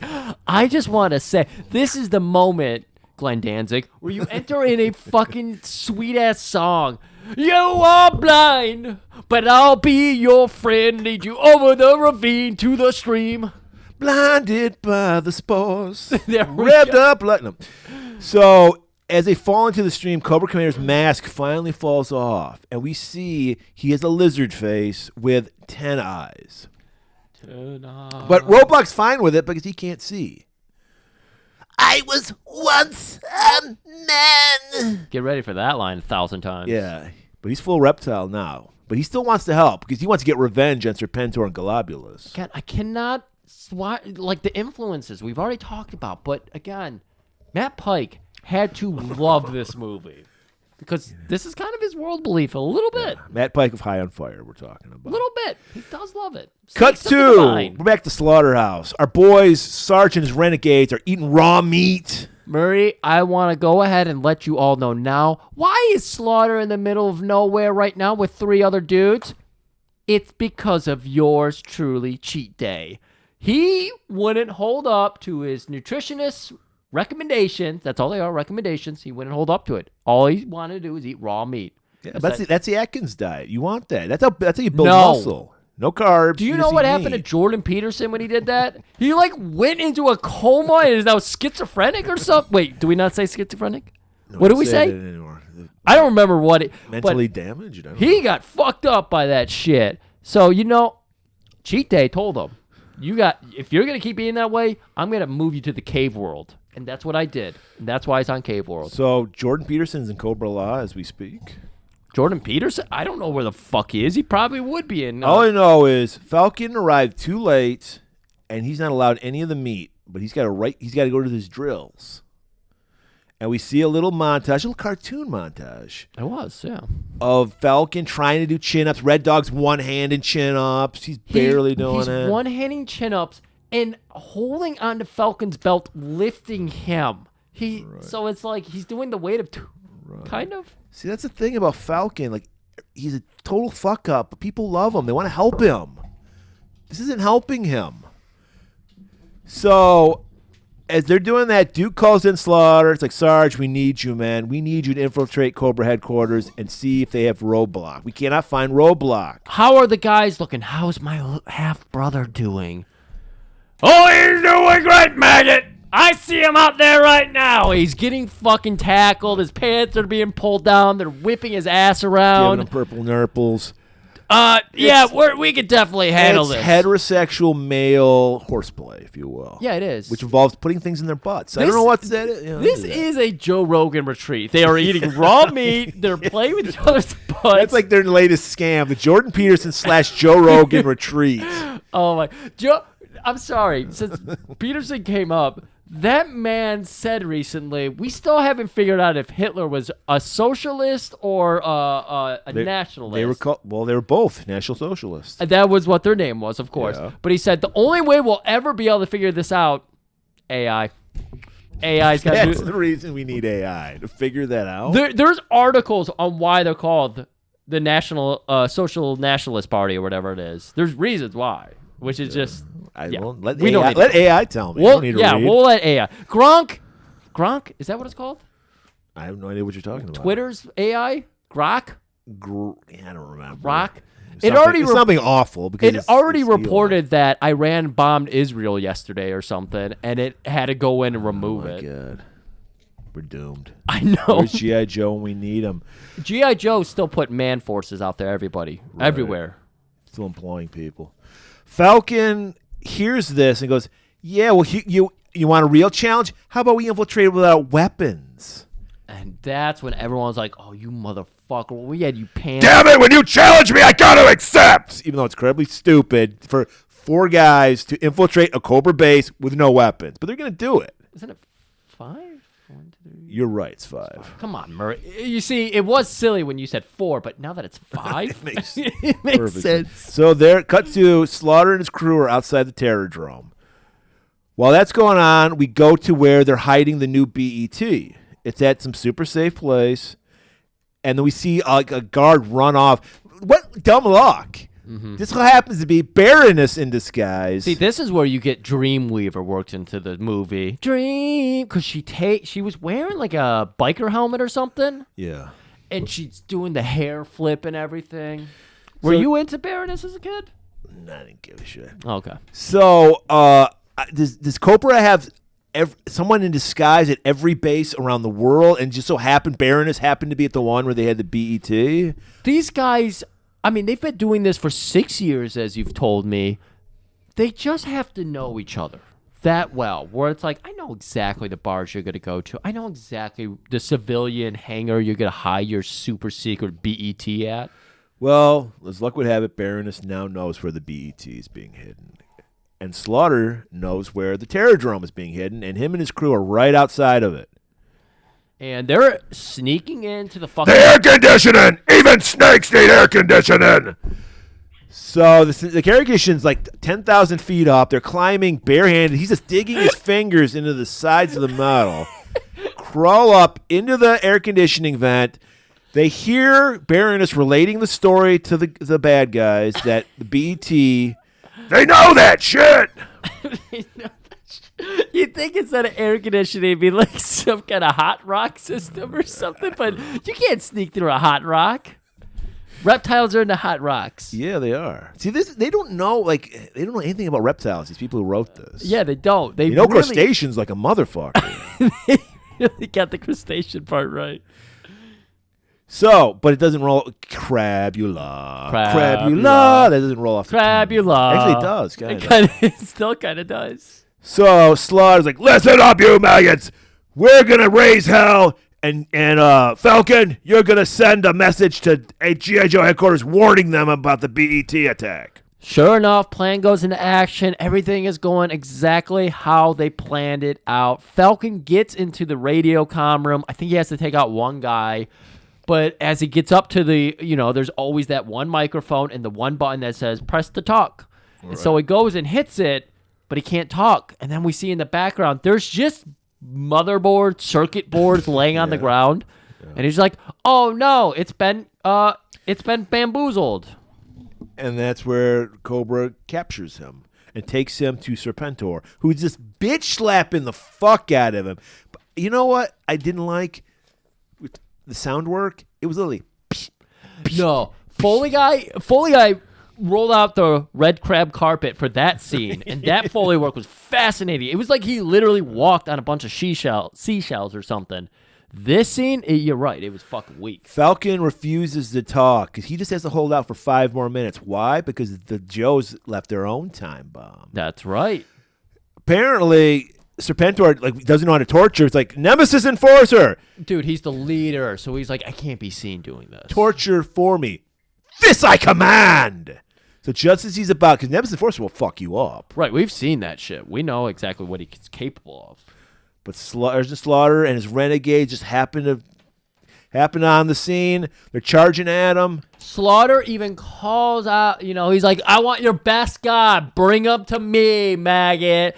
And I think it was Pythona just walks up to him and goes, no, Nemesis Enforcer. It was Nemesis. He used a dirty trick. He hurled a face hugger at fucking Sergeant Slaughter. Yeah, he did. Literally from the Alien movie. It's a face hugger. Yeah. Right on Sergeant Slaughter's face. The only thing I was missing was the tentacle that goes down your throat. We don't know that. We don't know Sergeant that. Slaughter could be dead. His chest could have burst. He could be impregnated. Because remember, characters come and go in this movie. There's so many. Isn't that what facehuggers do? They go down your throat and impregnate you? They put an egg in your chest. Yeah. Okay. So, yeah, he could have burst at any moment.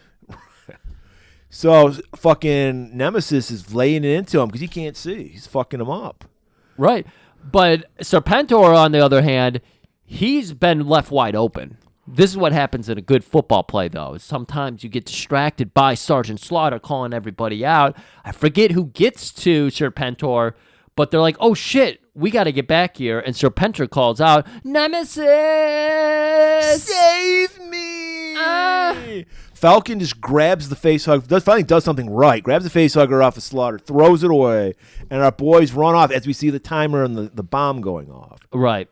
And they throw it up in the air. And it blows up the terror drone, but apparently the bad guys have a panic room because they're okay. They all managed to get to. Maybe it was that same room that we saw Serpentor descend. Yeah, so it might have been that. All right, well that's going on. The BET is being attacked by Cobra. Of course it is. It already got found out. And they're like, new recruits, you're not ready for this fight. You stay here. Let some real G.I. Joes take him on. Right, and so they were in a different base, and they were heading over to the secret compound, and they were saying, new recruits are being left behind. Yeah. And they're like in a hangar. Yes, they are. And so Jinx is like, well, fuck that. I found a helicopter that they say is out of commission, but we already established earlier that she is the gearhead. She's like, I know how to hotwire. That's right. So they're hotwiring it. Talking about sound effects. All right, there's like these mosquito jets that Cobra La's using. Literally the sound of their fireworks. And yes, it is. Yes, it is. These guys did not want... They were trying to kid this down so hard. That was the most weak laser sound effect. It was like somebody was doing the armpit thing, or you like the fart noise with your armpit. Like. It was something you would see out of one of those TV Funhouse, Ace and Gary, the ambiguously gay duo. Yeah. It was that sound effect. So Jinx gets that chopper started. Well, does Chuckles get it started? Didn't he like get up and like he probably the fucking propeller? You're probably right. And he's just like, fuck it, I'm gonna hang on the top. Yes, of course. He rides on top of Chuckles, a helicopter. Chuckles, whose job it is to be a guy who like infiltrates and like becomes characters, never speaks. A Sonny Burnett, if you will. Never speaks throughout this entire movie. That's his job, is to be like, you know. So they're just like they're joining in. We're watching an aerial combat. Someone's spinning watermelon seeds. Yes, in a cartoon even. Yeah. It's just stupid. They, of course, our new recruits arrive. It seems like they're gonna do something. They get webbed in by one of those fucking spermoids. Yeah, they're shot down by a salad, as someone says. And this is where we see... Dude, one of the comments, oh my God, I wish I pulled this. They were like, it's funny how many things are relevant today. The CIA, aliens, spore people. I was like, wait, is this a joke? QAnon get a hold of this? It wasn't quite QAnon, but oh my God. Internet is a wild place, everybody. So, Serpentor, things can't get any more ridiculous. This is where the movie lost me the first time I saw it. Because Serpentor flies in on a jet, and out of nowhere... Oh my God, shot down by a sail was set in the movie. I want you to play... I can't even do justice to it. I want you to play Serpentor's own use... Battle cry. Cobra! La, la, la, la, la, la, la, la, la, la. Yeah, we just heard that, people. Took me out of the... when I watched it, I put pause on the VCR. I walked out of the room for a minute. You did. I made a sandwich, ate it, came back, and finished the movie. Yeah, did you put a shot on that salad? No. Okay. Giant, like, I don't even know what, like, serpent creatures come up from the ground. These were they're, you know, they have, oh my God, I can't even think what they're fucking called. Yeah, but tiny little legs and the like fucking... salamander, like mud skippers, I think what they're called. They're kind of like mud skippers. You know what? I think we've seen this before because I was a big fan of the Herculoids. Yeah, it was a great show. And I feel like they had some of these alien creatures in that. In fact, the way they worked them in, it reminded me of that animation completely. So, I mean, it's... Wait, this wasn't Hanna-Barbera, or is this Hanna-Barbera? This was Deke. Oh, this is Deke. That's right. The other one I'm thinking of is Hanna-Barbera. So while all that distraction, Cobra La gets a hold of BET. Duke is like, just shoot Centipede. him in the... Duke is like, just shoot him in the belly. Right. So, yeah, their weak spot's their belly. Could be. I don't know. Oh, okay. Best. Everyone's like, I don't have a better idea. So Serpentor and the crew have the BET and they retreat, but not before firing off a motor and going. Falcon is surrounded by fire. Serpentor is like ready to kill Falcon because I think Falcon like stopped him. Yeah. So he does the false doom move, pulls out his fucking serpent around his neck, seek, hurls it at Falcon, and wouldn't you know it, who won the pony? Duke dives in, no! Takes the serpent to the fucking heart, collapses. And now it got real for fucking Falcon. No one has died in any of this movie from so far. Did he have blood trickling out of his mouth? No, he did not have blood. I don't think you could show blood in a children's show. I swear when I watched this, there was blood. He does have blood where he got because I think Falcon grabs the serpent, rips it out. Yeah, it's not Ric Flair, Crimson Mask blood. It's a trickle, but still, I thought it was a trickle. Serpentor or Serpento, as Griff wrote it. Yeah. Escapes. The Joes gather around Duke. He's dying. People, make me proud, Falcon. Make your country proud. I love my country. My country. Yo, Joe. Yo. And it collapses. And then I love it with tears in his eye. General Hogg turns to the camera. Yo, Joe. Nice somber Yo, Joe. It was so good. Anyways, we're going over to Globulus. He's got the Did you notice people are like teleporting like Star Trek? Like they're going all across the world in 5 minutes. Yes, yeah. It's amazing how fast they get everywhere. But hey, this movie's got to be in 90 minutes. Right. So we got the BET. We're in the Himalayas. He's sending out the energy to the pods when he's got a timer. Globulus does. They've already energized the pods. They need to ripen a little, that energy. So he has a little unicorn horn, and there's a little inchworm on it. And he's like, by the time it climbs to the top, we'll be ready to destroy mankind. Oh, that's what we were looking at there. Yeah. I didn't understand that. That's a good call. So Falcon's like, look, I got it. Because, oh, by the way, they go like, he's in a coma. I want to point to everybody out. He was supposed to die. Yeah. And in fact, in the original recording, Scarlett goes, he's dead. Yeah. But after fucking the trauma of Optimus Prime, they're like, we can't have Americans' kids committing suicide because Duke is dead as well. He's in a coma. Yeah. So Falcon's like, I have to, it's got real. It's not fun and games anymore. So Falcon's like, I have to go on this mission. I have to avenge my fucking half-brother. And even the G.I. Joe realized when you're too close to a case, you have to fucking stay off it. So they're like, nope, you're on radio. And you remember what happened last time you were on guard? You remember what you were supposed to do when you were supposed to be the support? And you were fucking around with Jinx, and Serpentor got taken away from us? Yeah, maybe do your job correctly this time. Roadblock with now Cobra Commander is literally a snake with little arms, and he's just piggyback riding Roadblock. And all he's doing is whispering into his ear. Go that way! No! The other way! I was once a man! Was a man.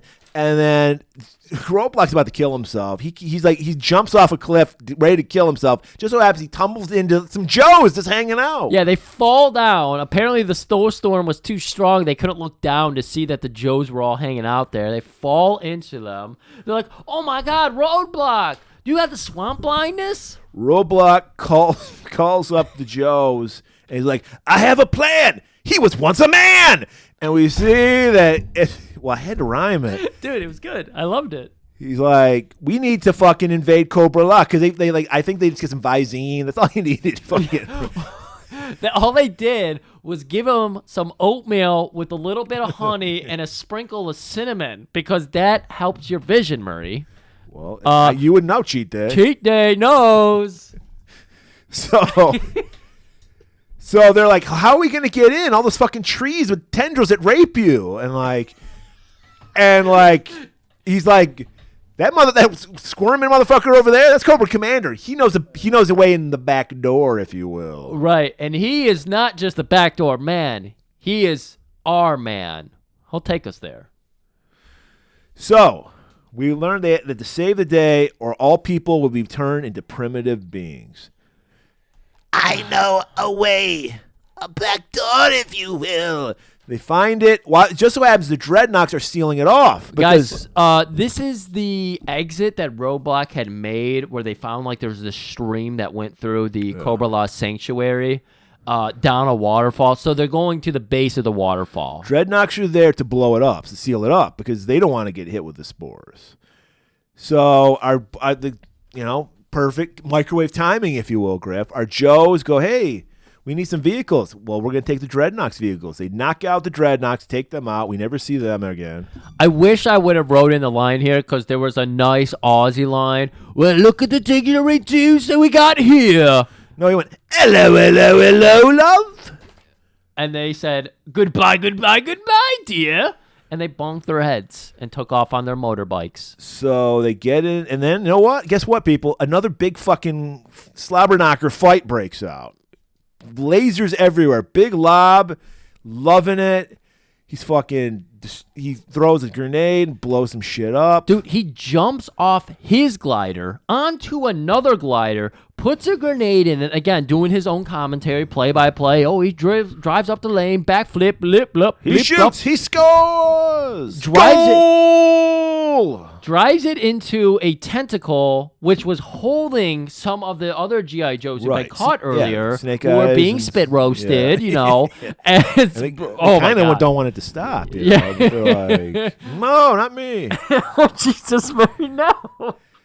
But there's no time for love, Dr. Jones, because they blow up that tree. Our Joe's Snake Eyes, the heart and soul. You got robbed, Snake Eyes. We love you. Bust loose, and it's just fighting from here on out.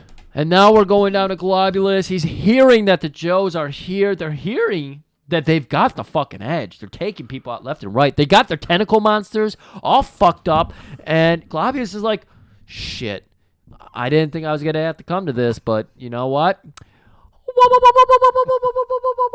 Called out to Really? all. Whoa, not la la la la la la la. It's whoa, whoa, whoa. Sorry, you're right. You're right. Yeah. And he calls out, he sends the secret signal to all the creatures. And you're like, what are you talking about? And I love this. I pop for this shot big time. We see some G.I. Joes crossing a bridge, and then the bridge stands up and folds in on them and Yeah, shit. it becomes like a stick. It's stick bug. Yeah. It was awesome. So we see a couple foils like that, but it's like, of course, the G.I. Joes all get away. Well, we see Tunnel Rat is like shooting, and he's backing up, and a creature just swallows him. And then he just shoots his way. This is where we're like getting gross. He like shoots his way out of it, laughing maniacally as he's Yes. coming out of the fucking belly of the beast, literally. Right. Joes are fighting. They're using they're digressed into a primitive state. They're using rifles as clubs. They're beating people. Right. We've never been told that the G.I. Joes or the Cobra lasers ever run out. Have we ever seen a laser run out? No, we haven't. So the fact that they're just using them as clubs when they're perfectly fine lasers says something. Slaughter and the recruits they're gonna turn off the BET, but not before Serpentor chucks a Starfucker at him. What's a Starfucker, Griff? Starfucker? Well, you know, of course, it's the face fucker. Oh, He's right. doing the same thing, but it's a starfish and, you know, or a sea star as we call him now. Did he grab onto him this time? Fool me once, shame on me. Fool me twice, shame on you. Or whatever the fuck that phrase is. He blocks away the face fucker and goes, Nemesis! Yeah. Brother, let's do this! Well, they start fighting. We have to cut over to our next fight, and we have ladies, Murray. So, Right. of course, we know who's going to be matched up with Pythona. Jinx, of course. We can't have a man fight. Even in the world when life itself is at stake, you can't have a man beat a woman in a fight. Yeah. So it's gender equal. Yep. Pythona and Jinx are going at it. And Serpentor and Falcon, because Falcon's got to get his revenge, his half-brother. That's right. So we're going back and forth between these fights. Right. We see that Falcon or Jinx is holding her own in the fight. She's toying around with Pythona, who's been a badass this whole movie. So Well, they really. she must have blindfolded herself. So remember, she can only Here's kick the bad ass. part. She was beating her without the blindfold, and then for laughs, after knocking her on her ass, knocking Pythona on her ass, Jinx puts on the blindfold to finish her off. So she just wiped the floor with her. As you would expect, Serpentor is wiping the floor with Falcon. He throws one of his snakes at Falcon. It wraps around him. But we got a fucking snake of our own. It's called Cobra Commander. Yeah. And this is where Cobra Commander gets his last revenge. We never see Cobra Commander for the rest of the movie. We're like, he's gone. He's no longer going to be human. He's a snake forever. Yeah. They fight off, Griff. They do. Him and the snake fight off. That's right. And Serpentor even ends up finding his glider again. Yes. So as he's finding his glider, Falcon gets the time to find a laser. And so he's taking shots of Serpentor flying by on his glider and everything. Jinx still holding her own, but now she's blindfolded. Yeah. Like Globulus, he sees the tide is turning because they have to get to the BET. So he makes a chasm just emerge, open up to block the BET from the Joes. He took it as far. He didn't just crack it. He made sure there was like teeth. Yeah, like fangs. Yeah, it was crazy. It was cool. It looked cool. And Jinx uses that opportunity to kick Pythona right down the fucking chasm. She dies. And now we got to go over to the other fight that's finishing up. Slaughter. Nemesis has been one of the few that has gotten over in this movie as a badass. Wiped, just annihilated, Why? jobbed out. Because Slaughter goes back to his roots, his pro wrestling roots. He power bombs Nemesis. He did. Then he does some Macho Man Randy Savage elbow drops. This ain't no Ultimate Warrior. Nemesis Vine ain't kicking out of these elbow drops. Dude. And I'm sure you'll appreciate this. Ronnie Garvin pinned him. But not before he goes, "This is for America! This is for Duke!" He's just fucking laying up. This is for my sexual pleasure. He put his balls directly in his mouth and pinned him. Wow. And so, all right, 2 down, 1 to go. Falcon jumps on Serpentor's glider, grabs his cape, just throws it in the turbine. Fucking Serpentor just flies off and just fucking. He's like Darth Vader at the end of Star Wars. He just goes spinning off into space. Again, fights off. He just flies into the background. Like you said, like most of these characters move on into the future of. But thankfully, because he's in Serpentor's glider, he flies over where Globulus and the BET are. So now Falcon can stop the BET, or can he? Because Globulus has another trick up his sleeve. He opens up his Eye of the Beholder. Woo! And we see that he's like Medusa from Clash of the Titans. His bottom half is a snake body. That's right. So he starts fighting Falcon, fucking him up. But wouldn't you know who won the pony? Falcon spots an international object, that unicorn horn that had the little inchworm that was going up it, almost at the tip, Griff. I didn't even notice that, yeah. Yeah. And I swear, this might be a Mandela effect, but when I saw this, because I believe this was a PG-rated movie at the time, they showed Falcon, and Mike, help me out. Maybe you can agree with this. Maybe it's a Mandela effect. They showed him stab Globulus in his fucking crustacean eye with the unicorn horn. But this one, the version I saw, you didn't see that. You're given the implication that's what happens. But that's enough to fuck up Globulus, so Falcon is able to take back over in the fight. I think he just runs straight to the BET to turn it off, Yeah, he just pushes the off button. because he wants to make sure that the spores don't get incubated in time or whatever to, release. But even by the time he gets to it, Globulus is laughing. He's like, no, look, it's too late. Yeah, they're falling down. They're falling. And he's like, well, then, hey, how about if I microwave time these spores? And he just jacks up. There's the power thing, jacks it up to really fucking powerful. The line was originally, Cheat Day told me never to use a microwave on space. Well, fuck Cheat Day. And I said, can you cut that line out? Because I don't want anybody talking about me that way. So he stops it. What happens? Did Globulus just disappear? What the fuck happens to him? Didn't they throw him in the fucking chasm? I guess. I don't know. I thought they threw him in the chasm. Okay.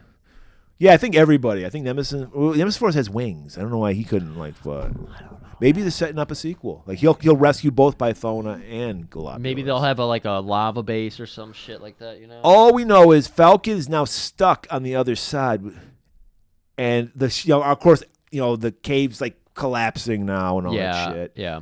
So, no, leave nobody behind, brother. Sergeant Slaughter grabs Jinx by her ankles and starts swinging around. Yes. They had an apparatus. He doesn't grab her by the ankle. They had like a motherboard I forget what they call them, cable.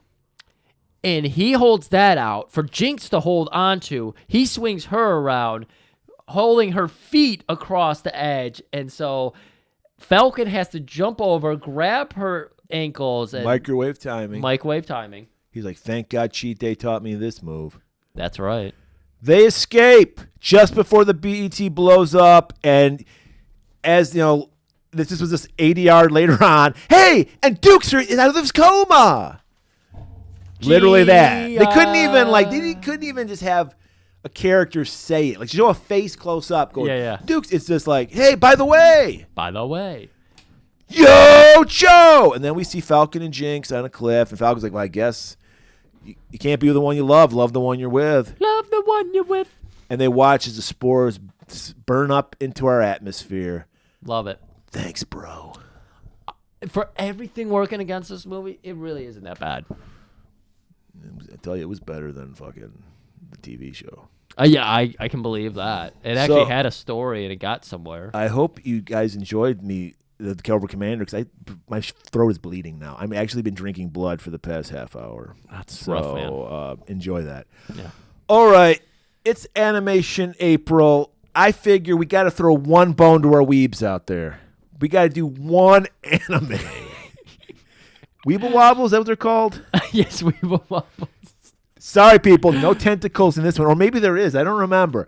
But this is one anime that I remember enjoying. And last time I saw it was about 20 years ago. Yeah. But I know it's got a shitload of violence in it, and that's all I'm looking for this month. Ninja Scroll, everybody. Look for that next week. And as always, keep it warm! Action!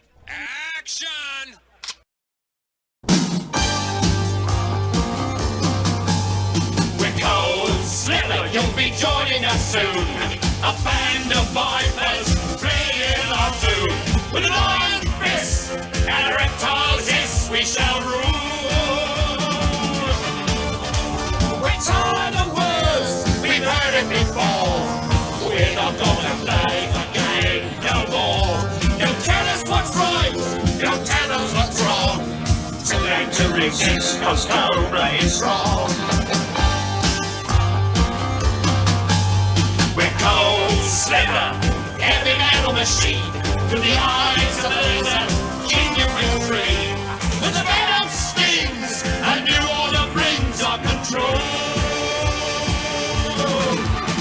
We're tired of words, we've heard it before. We're not gonna play the game no more.